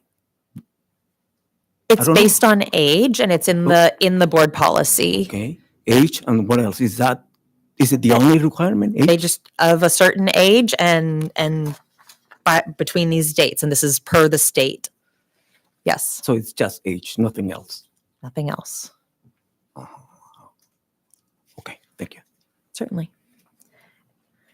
And I will also state that it does, according to the policy, it doesn't disqualify them from any other programming that they may qualify for either. Head Start or anything like that. If they're qualified for this, it doesn't disqualify them for any other programming. So, okay. Doesn't have to do nothing with eligibility for transitional kindergarten? No. Family income? No. Oh, no. It's in the board policy that was, if you go to the agenda online, you can click on the link and get the policy that was updated by the state to reflect the new age ranges, and it is staggered over the next several school years, starting with this school year, to expand and make it more broad in eligibility by age only. Okay. May I get a motion to approve the first reading? I move to approve the first reading of transitional kindergarten. I'll second.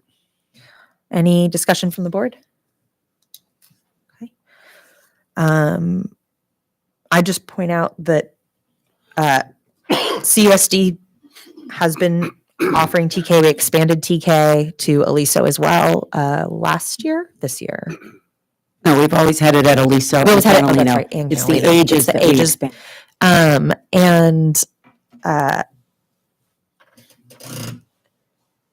And it is full. It is here, and it is not going anywhere. Despite the fact that I've been seeing there are other districts throughout the state that actually are going against the state order and shutting it down because they're also basic aid and aren't getting additional funding for it. But we are obviously, by doing this is showing we are obviously invested in our TK students and making sure this exists for them. So, and I'm happy it's there. My children, or at least one of my kids, were able to go, and it definitely was helpful. Okay, all in favor? Aye. Aye. G1 warrants. The board is asked to approve the warrants for the period of 12/12/23 through 1/4/24 in the amount of, I feel like that's, You had winter break in there. are those dates right on that? I went over the warrants, but I don't feel that that's what's written there is actually. I have the attachment here. No.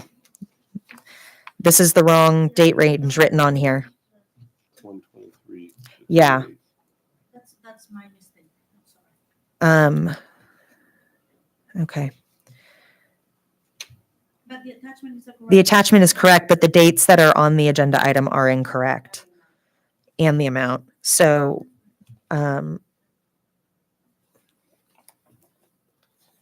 Just amended. but yeah. Just a minute.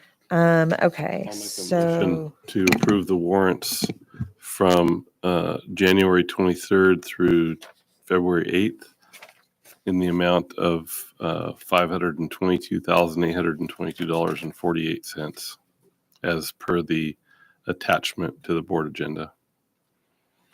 I'll second that motion.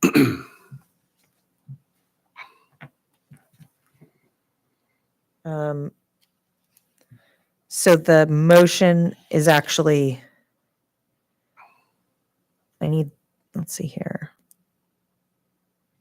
Procedurally, sorry. because we still need to do question public comment before we get to a motion. Thank you for letting me know that you're willing to offer the motion. Go ahead and second it and then stop everything. Get the comments, Okay. questions. You can get a second. Okay. Go ahead and proceed. Thank you. Okay, we have our second. Okay. Public comments for G1 warrants. And just clarifying, the attachment was the correct attachment, just what was written in the description, the dates range is wrong. The correct dates and the correct amounts are on the attachment. Yes, okay.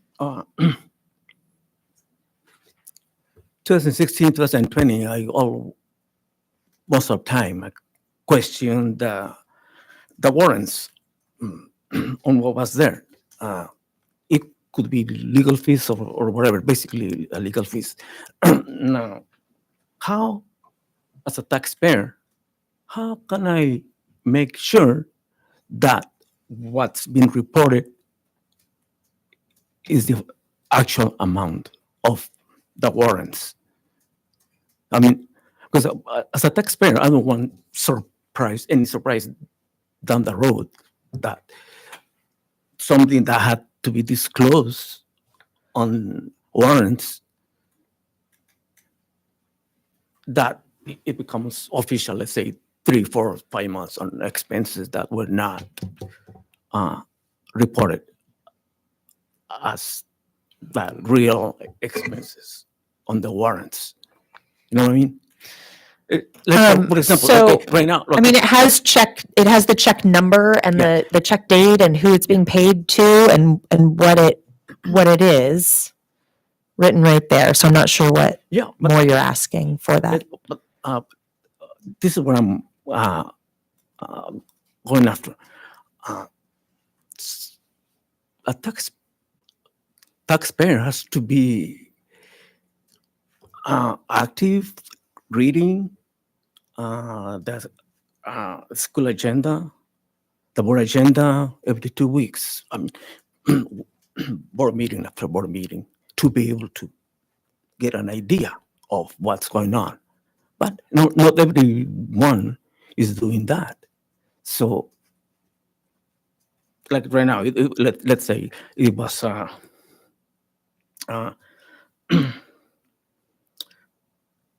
typographical mistake, something that 200,000 more reported 792,000 instead of 500 something thousand. Okay, it was corrected on the agenda, but down the road, how can I really, as a taxpayer, make sure that there's nothing behind, nothing being reported officially? That's what I always question as a board member. So the county approves. We send this off to the county, if you recall, and the county actually issues the check. But on top of that, our financial statements, as you might recall when you were on the board, they're audited every year, and the auditor goes through our balance sheet and all of our financial statements, and they're able to determine whether or not our money has been spent the way we've said it's spent, and generally they come back with no findings at all. Yeah, okay, that's what I was thinking. But there's a checks and balances involved. So the district issues a warrant to the county, and these expenses get sent to the county. The county actually issues the check that gets sent to the vendor. Have you ever thought of an independent committee double checking on this balance? Well, that's what the audit is. That's what the auditor does. I mean, So we here on the board we as the board go over this. Like I printed it out, I go over it, we all look at each of these items here. I did miss the typo in the description, but I noticed that because I did look at what was actually posted. So our assistant superintendent is the first. We are the second. The county is the third, and the auditor is the fourth set of people that essentially vet this information. Yeah, but And the public also has access to this through the agenda, through looking at the warrants and going through this themselves if they're concerned about it. But talking about, for example, the So- Measure U, okay? There was. So the board I'm meet- sorry, this isn't I know, yeah, but Measure U, but Measure U, there was an independent committee. yes, because that was a bond and that was a separate Well, entity. So this is the normal business Yeah, of the district. That's And money. as you're aware, this is how it was when you were here as well, on the board. And that is the job of the board. Yeah. Yeah. I know, I gave him some time because there was back and Yeah, forth. I mean, But however, I wasn't given 3 the- minutes. You know. well, you've had more than 3 minutes Yeah, now. but But you're talking more than me. Yeah. All right. Sir, but you've had your more than 3 minutes to talk, and you kind of came back, and I've Yeah, thank you. tried to answer your question. Yeah, thank you. And You're more than welcome to reach out after and have a further conversation, or call the county and ask. I was just thinking about like And okay, independent. thank commissions or you. something like that. Thank you.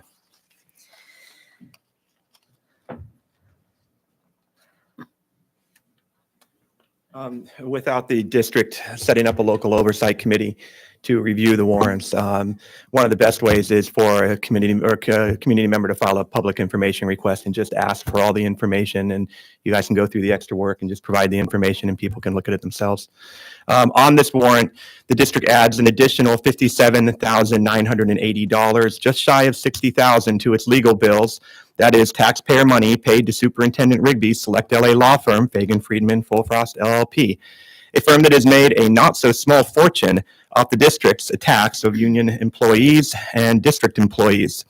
As you add this approximately $60,000 expenditure to the $3.5 million already invested in such behavior, and since, as you say, you go over these warrants when as you just said, when will you?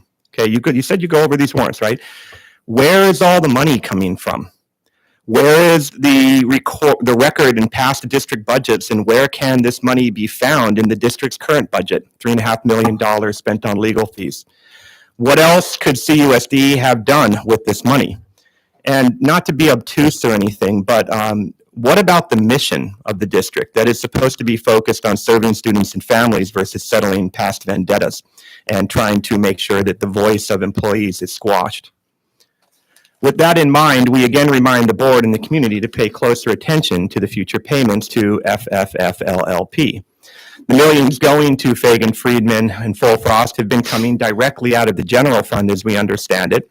With the recent court decision from OAH, that is approximately a 10-fold increase in similar legal expenses when compared to the years prior to Superintendent Rigby's arrival. And hey, CUSD was warned when it hired Superintendent Rigby. We were told that if we did, we would inherit millions of dollars of increases in legal fees. And just like the districts that she came from, by the way, and the one in Connecticut and then in Santa Barbara as well. But the then board ignored the advice for very personal reasons. Oh, I would not laugh. It's kind of shameful. They struck Concord Carlisle, I'm sorry. They struck a deal that has amounted to a financial catastrophe for district students and families.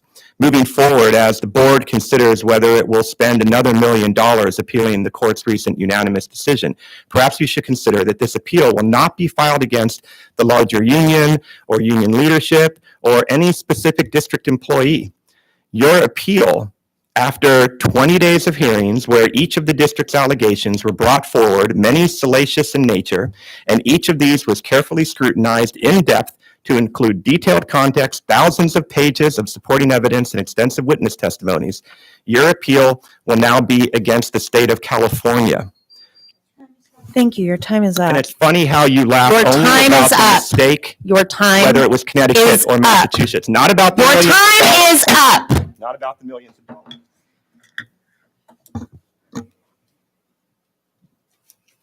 Well, since this is the discussion at hand, it's not a discussion, but it's my turn. Within the decision that Mr. Hotchner keeps referencing, no less than 15 times did they establish that there was inappropriate behavior. 5 actions with no legitimate educational purpose. 7 times they referenced lapse in judgment. 2 times condescending and disrespectful behavior, damage to property, negative impact to students twice, shamed a student once, violated student privacy, unprofessional conduct no less than 7 times, made students uncomfortable twice, violating a notice of unprofessional conduct no less than 5 times. When all the evidence is considered, respondent engaged in inappropriate or unprofessional conduct and demonstrated lapses in judgment. His conduct suggests he'd benefit from sensitivity training or other educational courses, but he is not unfit to teach. The district did establish that the respondent acted inappropriately on multiple occasions and crossed boundaries with students. I'm engaged in unprofessional conduct, lapses of judgment. I'm really struggling with being scolded. I will stand up for kids who say that an adult in our district did this to them, treated them this way, and other adults in our district who state that they were treated this way. I need our kids to know that if something happens to them, we take them seriously. We take their concerns and actions like this seriously. And since this, I've had numerous people reach out and tell me their experiences. And they wish that years ago, because it's been going, this is behavior allegedly, because this is not. I'm hearing this from multiple people reaching out that I've never met before. And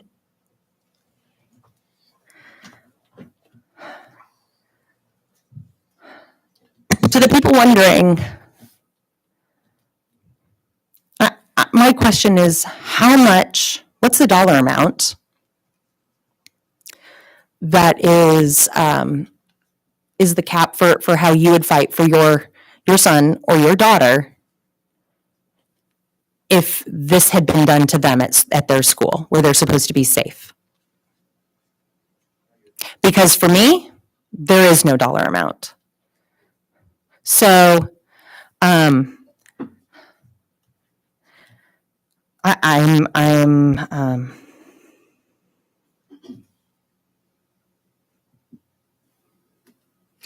really struggling with the comments of let it go. You're spending too much money on this. How much money is what is the dollar amount for your child to have had these? All of these tabs are different instances that were found to have happened. May I say something? Yeah. So we've heard from people saying we're spending too much money on this issue, but this board agrees that we need to ensure our students can come to a school in a safe environment. And we are adults. We get ridiculed and criticized. Some of it's warranted, most of it's not up here, but we're adults.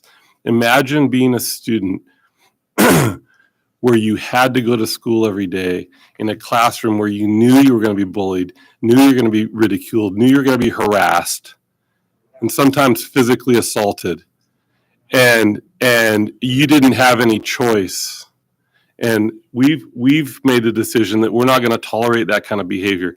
This has nothing to do with Mr. Hotchner's union behavior. These students came to us independently, and they had legitimate claims. And this commission that Mr. Hotchner is cherry picking through here did find that he was unprofessional. They did find that he harassed students. They did find that he physically assaulted students. And yet they found he was not unfit to teach, which is remarkable to me. And that is why we have decided to appeal this to an actual court of law. And we will spend the money to do that. I'm really disappointed. I wish Mrs. Carlton was here and to hear this, because it's shocking to me that we have teachers that are willing to support this kind of behavior by a fellow teacher. It's remarkably shocking to me. And the other point is, one of the factors that was looked into is whether or not this infringed upon the constitutional rights of the teacher. And they found that there is no constitutionally protected speech or behavior in the conduct at issue, meaning this has nothing to do with Mr. Hotchner as in his union duties. And I just need it to be abundantly clear that that was their finding. I'm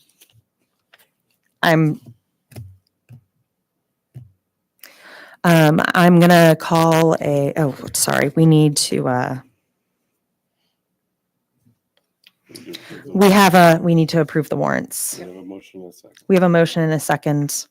Any further discussion from the board? All in favor? Aye. Aye, and I'm gonna have a 5-minute recess.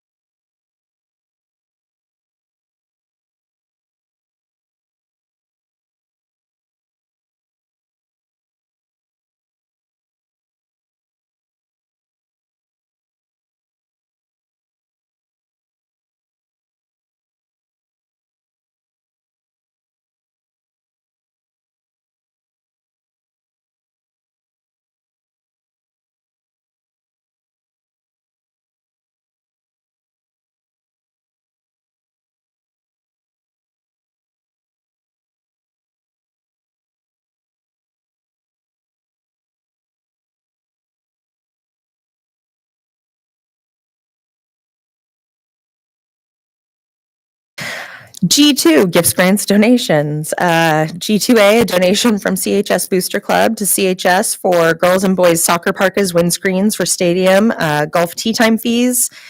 Board is asked to accept the donation from CHS Booster Club in the amount of $6,727.80. Any questions from the board? Okay, public comment on G2A.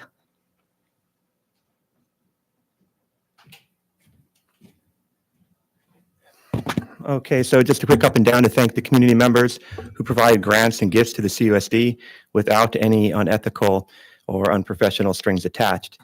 Recently, union leadership was asked, why do we always say without any unethical and unprofessional strings attached? An interesting question, we thought.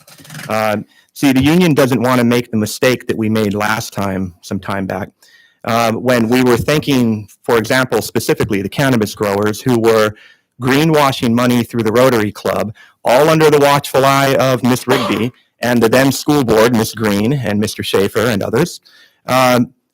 We didn't want to thank them again for doing something that we knew to be illegal, which is why we now add the statement without any unethical or unprofessional strings attached. When that was happening, it was not only against school board policies, but it was absolutely not transparent, and it was a manipulation and dishonest in the eyes of the community. And it's why y'all got hammered on it, and you should have.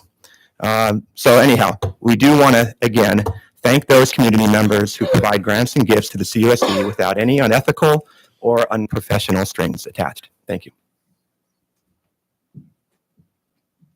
Any further public comment? Seeing none, may I get a motion to approve? I'll move to approve as presented.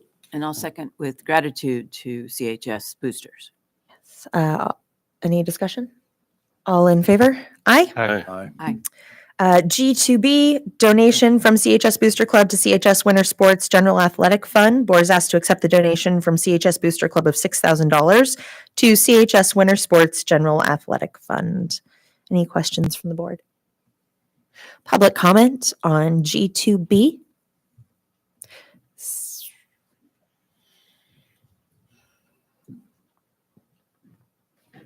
Thank you. So it just struck me that a few board members may not have been aware of all that happened before, and that's part of coming new and not being probably accurately advised by those who sat on the board for a while and the then superintendent. Really encourage you to go back and look at that. I'm Not sorry, to trust is Ms. this- Green, Is this not to trust specific? Mr. Excuse Schaefer, me. but to go back and look at the record. Excuse Thank you. me, sir. Okay. You know better than that. You know that wasn't specific to this agenda item. It was not specific to this agenda item, sir.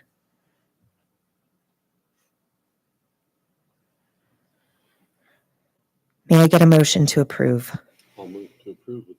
Move to approve with gratitude. I'll second. Any discussion?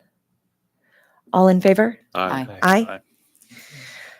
G3, 24-25 budget development presentation. We are going to review and discuss next year's 24-25 budget. Assistant Superintendent Business Services, Maureen Fitzgerald, will present. Take it away, Maureen. Yeah, I got the clicker. So I'm going to start the presentation on page 21 of the packet. All of the preceding pages are kind of repetitive from year over year, and all of the information is from the first interim, which we brought to you in December. So I will start right off with the 24-25 budget assumptions. So we start off planning 24-25 with the first interim ending fund balance, the projected ending fund balance. You'll be receiving the second interim next month. So this is the last interim that was board approved. We increase our property taxes based on trend and look back analysis as well as the county treasurer. So our increase in property taxes is estimated to be just over $2 million. State lottery is driven by enrollment. Enrollment's declined slightly each year, so that will go down a fraction, $11,000. And then we increase our special ed contribution, which comes out of the unrestricted general fund of about a negative. So that comes out and goes over to the special ed side, the restricted side of $154,000, and that includes one additional sped teacher for next year, and then step and column and all the other cost increases for special ed, for a total increase in revenue of 1.9 million to make the unrestricted general fund revenue $27.2 million, or a 7.5% increase. The next thing we do is we look at the budget drivers, the things that are statutorily required to increase in our budget. And we start with the step and column increases, and those are for both for classified and certificated employees who are not yet at the top step. They move up incrementally each year until they're there. That's a $372,000 increase. We're estimating the health and welfare increase at the same rate that we received for 23-4, about a 6.2% increase. So that's $280,000. And then there's position control changes, which include position assignment changes, vacancy changes. There's a lot of fluidity that goes around position control. And in this number, this reduction of expense of $191,000 includes positions through attrition that we will not be filling. And also included in these assumptions are some of the COVID-funded positions that we're matriculating back into that we're keeping, and we've brought them back into the unrestricted general fund with the exhaustion of those funds. We increased property and liability about 5%. That's just over 19,000. Our utilities, I'm estimating 5%. Last year we saw a big jump in our water bill. I think we're good with 5% because I kind of overestimated a little bit because especially water and power kind of went up really steep last year.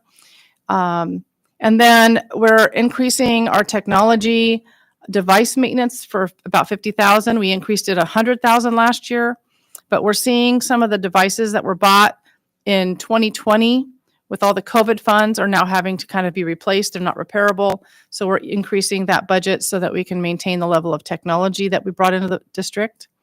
And then we're adjusting our indirect costs, which are the costs that we can charge for administrating grants and restricted programs. So we are expiring our COVID funding, meaning we've spent it all. So we'll be losing that money coming into the unrestricted general fund by about $60,000. So our budget drivers, our increases to the expenditure budget are $638,000.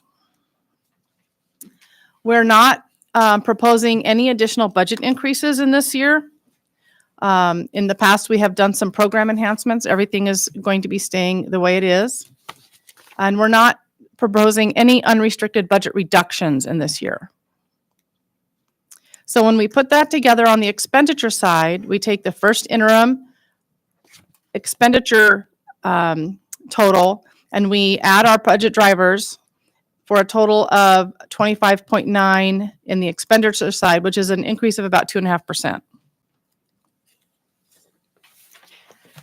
And then when we take the projected ending fund balance from the first interim and we add the revenue and the expenditure adjustments, we have a positive change of 1.35 million for a total projected unrestricted ending balance of 4.2, which is a 10.5% reserve. Caveat, we have not settled negotiations for 23-4. So this will change at the conclusion of negotiations. When we look at the multi-year, this is the multi-year as of the first interim, with the second year out, 24-5, as we've projected, and then the 25-6, that third year from the current year, is with the same types of drivers added to that year budget. Step and column, utility increases, et cetera, the revenue projection increases. So those reserves go from 6.95 at first interim, 10.5, 24-5, and 16.8 and 25-6. And again, no negotiations haven't been concluded. The last slide shows our COVID funding as it stands at year end of this year. And if you look about almost 3/4 of the way down the page where it has total all COVID funds, $11,043,819. We'll have fully expended that at the end of June 30th. The three programs remaining at the bottom of the page, 2 belong to the high school, the A through G Access Grant and the A through G Learning Grant. And then the art and music instructional material block grant will only have enough left for one additional year for staffing. The majority of the staffing covered under the Learning Recovery Block Grant. There's some positions that we are not being able to retain in the general fund, and there are a handful of those that we will be, but that has been fully expended by about 1.2 in this current year, and that was the last of the money. I know this is kind of small, but you can kind of, zoom in with reading glasses. So that is the 24-5 budget. We're early at this point. The governor's budget in January wasn't very promising. LCFF districts are estimated to get a 0.76 COLA, and that was as of the January projection. In a report out today by School Services, the state is underperforming based on those projected revenues in the current year. So that was 0.76 COLA. That's their total increase. Total increase. No, And if they're declining enrollment, that's all eradicated. Yeah, but that's a little different than the COLA that we're presenting and potentially here. Mm-hmm. A COLA for LCFF districts is their increase in their total funding. Total state funding. Not Mhm. just salary increases, but their total funding. New revenue. Yeah. Or they'll be very flat. That revenue has to fund all those drivers we talked about, let alone any cost increases in COLAs. This budget in the current year budget is about a 7.4 increase over prior year. That's a given because we're a teeter district, meaning our estimate is a guarantee. And we are projecting 7% in the future out years. That's a far cry from what LCFF districts are going to have to deal with. We are in a very good position that way. We're in a better position to give compensation increases. So that's the 24-5 budget. And I will be bringing the second interim next month at the first March meeting. And it won't look a lot different than the first interim because not a lot has changed as far as funding or projections. But we certainly will start to refine the 24-5 as we do more analysis on budget to actuals. Okay. Thank you. Any questions from the board? I have a quick question on page 13,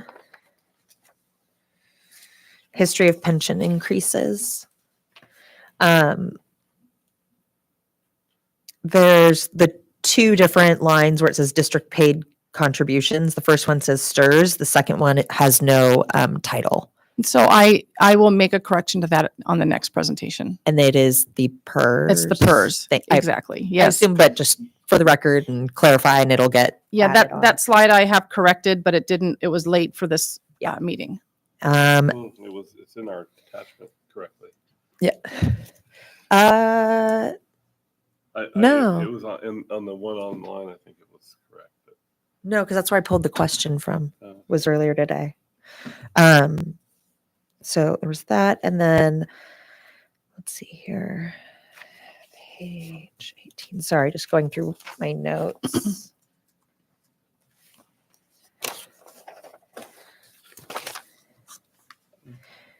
Page 18. Okay, I appreciate the pie charts that you have. Mhm. As a visual person, that 80% of our budget is slated to salaries and benefits. It's dedicated to that, and it shows there and in other places as well. Thank you for pointing out on page 26 and other places the ending fund balance for this year, as well as the percentage increases over the next few years, does not reflect. It's just status quo. That is as if it's status quo. We are in negotiations, and you mentioned that. And I just want to be very clear that it looks fabulous, and not that it's going to look horrifying after or anything like that. I'm not trying to scare anything, try and do any scare tactics. It's just, I want it to be clear. It looks like that because nothing is that isn't in there yet because we don't have anything to put in there yet. Correct. And as soon as we do, that will change. Yes. And then let's see here.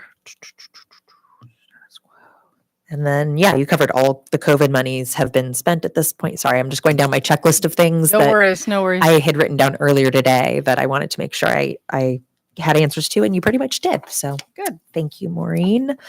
Okay, public comment.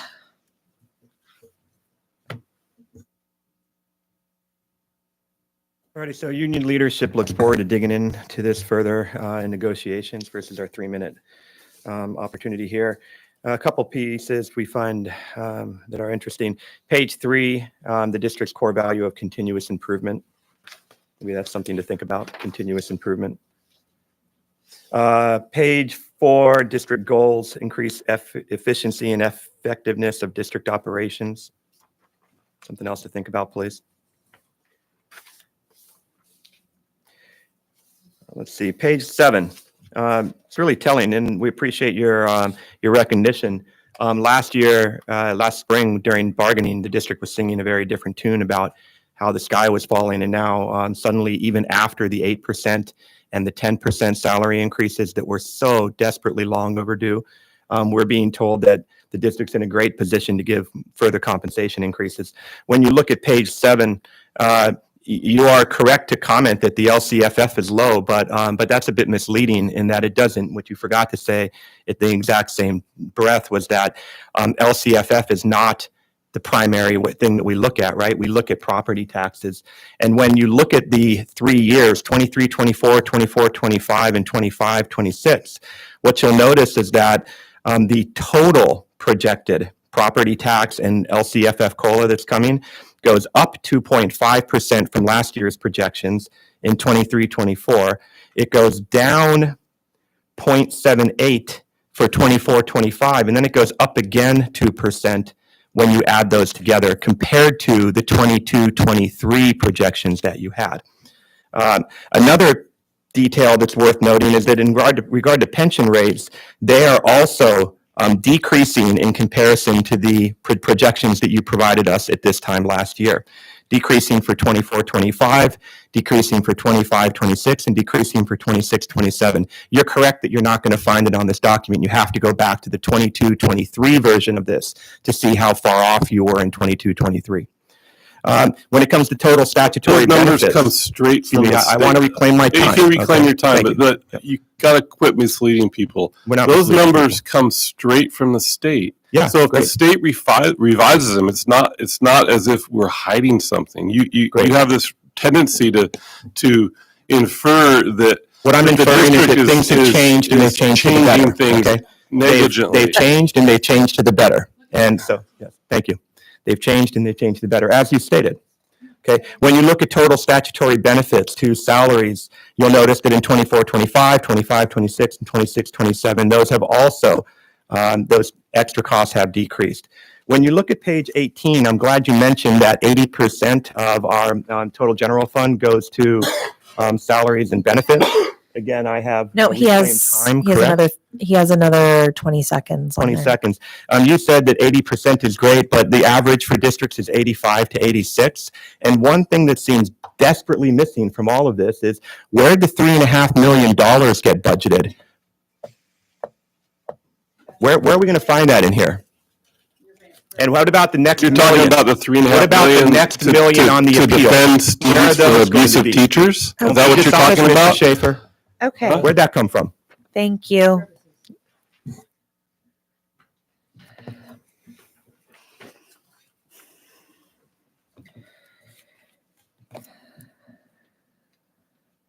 Okay, any further discussion from the board? I'd just like to add one thing. I do appreciate the 5-year history for special education. I think that's important in light of tonight's meeting. So all those numbers are there for people to see how much we spend on special education and how important it is to us. So The significant increases year after year. Yeah, people can see it. So it's, Well, I think it's important. I think it is That's important. page Eric, 16. And I think it's worth pointing out that the districts feel much more responsible for funding those programs than the state or the federal government who actually establish the mandates. They don't feel strongly enough about those programs to actually fund them properly. They lay the onus on the districts. And our district does a very good job. We're increasing our funding for our special education program next year by $154,000.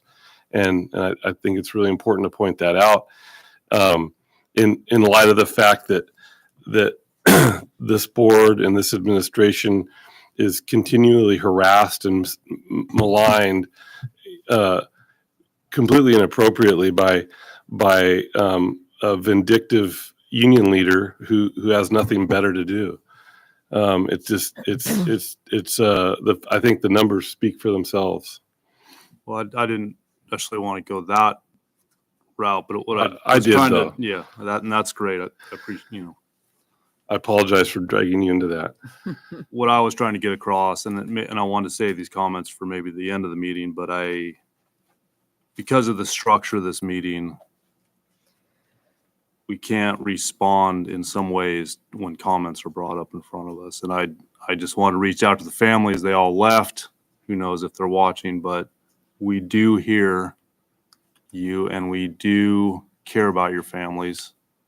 And the budget, these numbers show that concern. And as Andy was saying, the federal government, they're not our neighbors. They are not the people here in this room seeing these students every day. So I want to let everybody know, whoever's watching or not, that we do care heavily about the SPED program. And we're working on these issues. Thank you. And I'll speak for myself, but I have been talking directly with SPED families and with Superintendent Rigby about the issues that the families have brought up here or directly to myself or Mrs. Rigby, and it is something we take seriously. And since we're at, I guess I'll save the rest of it for a report out on something else. At the end, because this isn't the appropriate time, but semi on topic, but off topic too. Okay. Any further discussion on the budget presentation? Thank you, Maureen. Thank you, Maureen. Measure U. We have H2, approval of geologic hazards investigation from Campbell Geo Inc. for Aliso. The board is asked to approve the proposal for geologic hazards investigation for the Aliso Elementary Kindergarten building. The proposal includes an estimate of $7,370 for geotechnical investigation services. The estimated fee of $7,370 based on the Campbell Geo Inc. proposal will be paid with Measure U bond funds. Any questions from the board? I have a quick question. So within the contract, they talked about different types of surveys that are outside of the scope of what they're going to be doing. And some of it was the civil engineer. They threw it to the civil engineer. I just want to make sure like our engineer is doing those things if it's necessary. Yeah. So our architect, Robert Robles, works directly with the civil engineer. Okay. They work together. So the things that were pointed out as not being under the scope of this goes to him. Yeah, this guy's hired by the civil to do this very specific. This is much more specific. He's a I just geophysicist. putting it out there, clarifying that. Thank you. It says they're not doing this not because we're not doing it. Right. Somebody else is doing it. This is just specific to the scope of this. Okay. Thank you. Public comment on H2. Seeing none. May I get a motion to approve? I'll move to approve as presented. I'll second. Discussion. All in favor? Aye. Aye. Personnel summary. The board is asked to approve the following recommended personnel items: assignments 1 personnel, resignation 1 personnel, retirement 2 personnel, spring coaching assignments 17 personnel. Any questions from the board? Okay. Public comment on our personnel summary, I-1.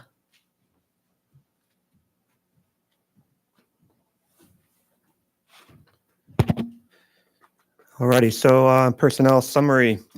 Once again, we lose more instructional 8 hours than we gain mid-year.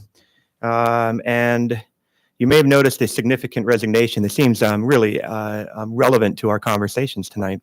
Rob Shearger, director of the special education department, has resigned as of 6/30/2024. So he'll finish the year with us, but he is resigning. And it's kind of fascinating that there have been no questions from the board on this or no explanation provided by anybody about what's going on. By our count, that's the 4th SPED director who's resigned under Miss Rigby under 6 years. 4, or maybe 3, but we were trying to figure out, when did they tender their resignation when you arrived. Not only that, though, when one of the most senior positions in the district resigns, board members should be asking, not just of the superintendent, but of the director himself, hopefully confidentially, what was the reason for leaving, and how did he view his experience with the district? It was really no secret that the director was uncomfortable with many of the requests and directions that Miss Rigby encouraged, and we have a funny feeling that had something to do with the fact of the resignation, as it did with previous SPED directors who've resigned. Unfortunately, as Mr. Shearger can leave, the families at the middle school, most of them can't. Although if you look at the declining enrollment numbers in depth, if you really get granular, you'll see that some did also.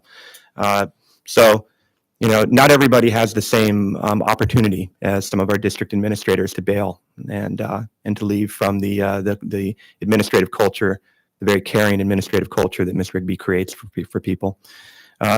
Lastly, I'm not sure what percent of the amount of extra money being devoted towards SPED on that graph that you were talking about, how much of it will go towards the SPED director position or to increases in the SPED director position.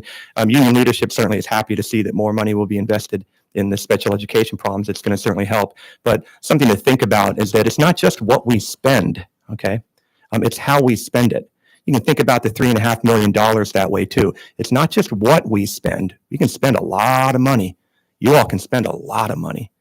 But it's how you spend it. What is the efficacy of how you spend it? What are you accomplishing with that? And it goes beyond the issues with the SPED department at the middle school and the issues with special education in general in our district go well beyond the fact that there's money being spent and there's money that's not being spent. There is a cultural problem under Miss Rigby with how special education is being addressed. And your reputations are being tied to it, and I feel sorry for you. But you should think about that. Thank you. So let me correct your misinformation. 2 SPED directors left because they were promoted, and Mr. Shagir is leaving because he's commuting from Camarillo, and he's found the commute too difficult.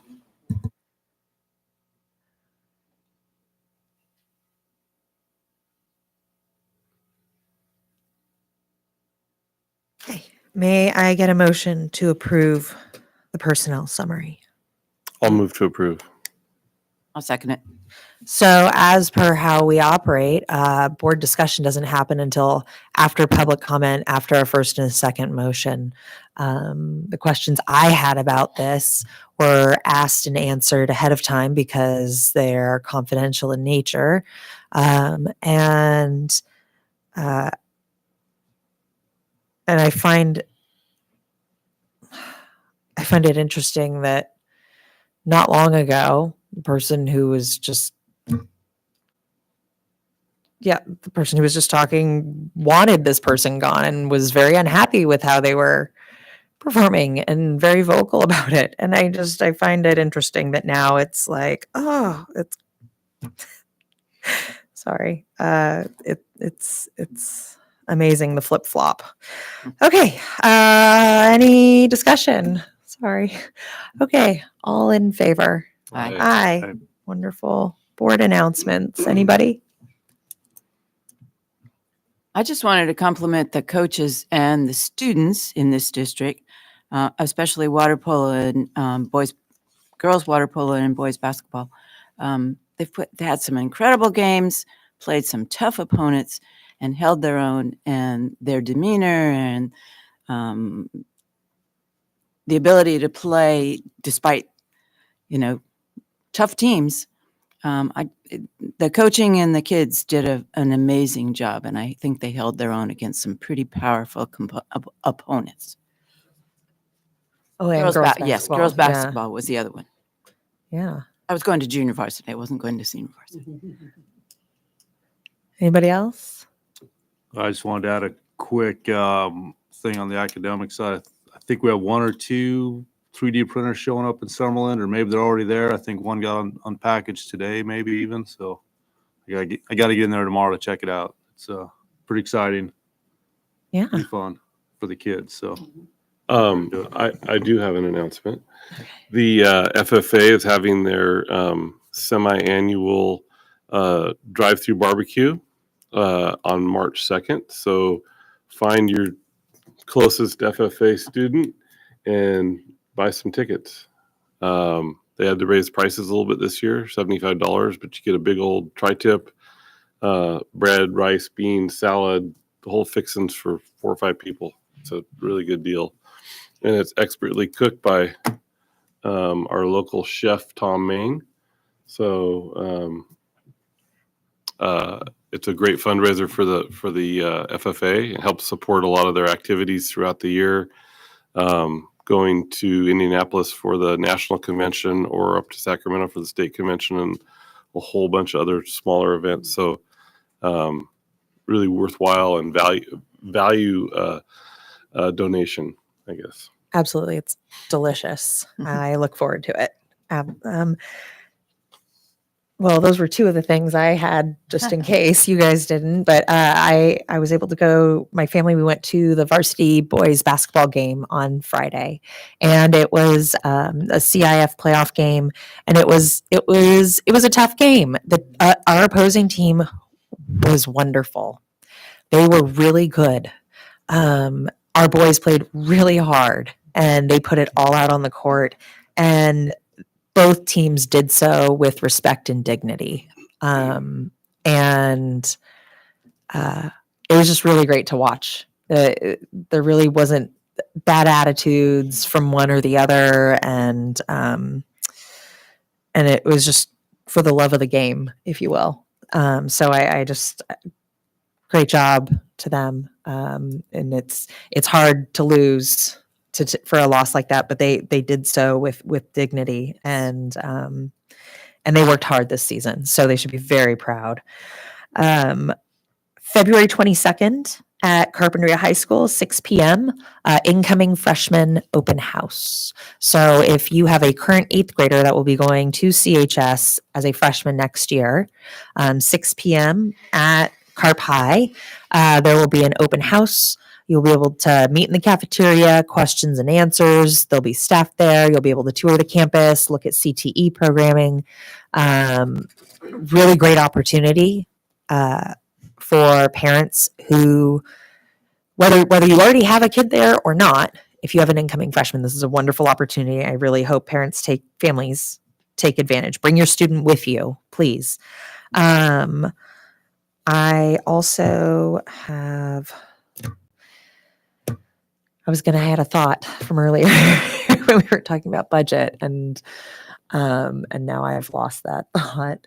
But yeah, I do have an interesting article I found. There was a Forbes article that just came out about standardized testing, and funny you were asking them about the DLI kids about how it was for them. But the direct quote from the study that was done, and this is something I think we've all kind of been alluding to, but without being able to say we've done some huge study on it ourselves. The quote is, tests are not measuring how much students learn or can learn. They're predominantly measuring the family and community capital of the student. And it's a Forbes article. Google Forbes standardized testing. It's very interesting. It's not going to, I think, do much one way or the other, but it's interesting reading. And there is something else going on soon. Teacher appreciation. They're the parent groups and ASB at CMS actually is looking for donations for teacher appreciation coming up. So reach out to the parent group at your school site, and they are already planning Teacher Appreciation Week. And if you have anything you'd like to donate, I know ASB at middle school is pulling together a bunch of goodies for their teachers and staff as well. So, okay. Moving on to board calendar. Monica, anything of note on the board calendar for us? Just a reminder of the special board meeting closed session only on the 15th. Thank you. And future agenda items. We have the 24-25 budget development that will continue. And does any board member have any anything they'd like to put on a future agenda? No. Okay. Public comment on future agenda items.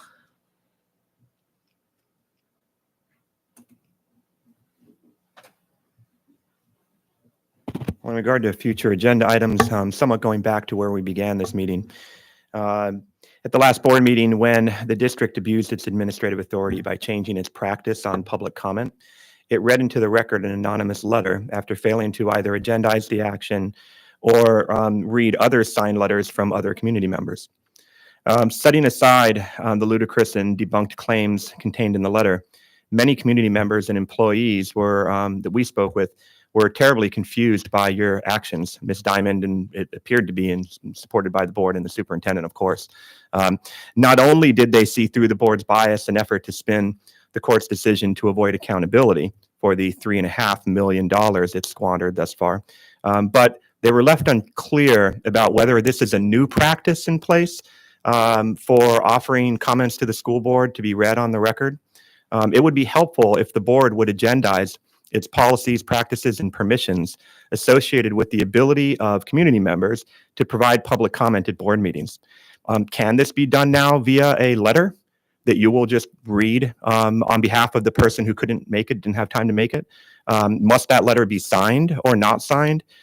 Can it again be provided anonymously? Will you read it anonymously? Is the district required to notify the community of changes in practices, or does the district get to hold everybody else accountable to the rules, but then not follow them itself? And so if the district would please put on future agenda items, what happened at the last meeting, and how are you going to, how are we going to practice that in the future? It would be very helpful. Thank you. Clarify again. I did not intend to withhold the name of those who wrote the letter. It was Peter DeGray and Leah Boyd. We have stated that. And I apologize for the confusion on that. Again, that was not intentional.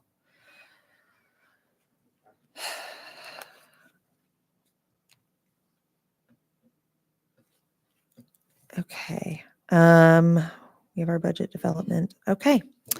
And we are adjourned.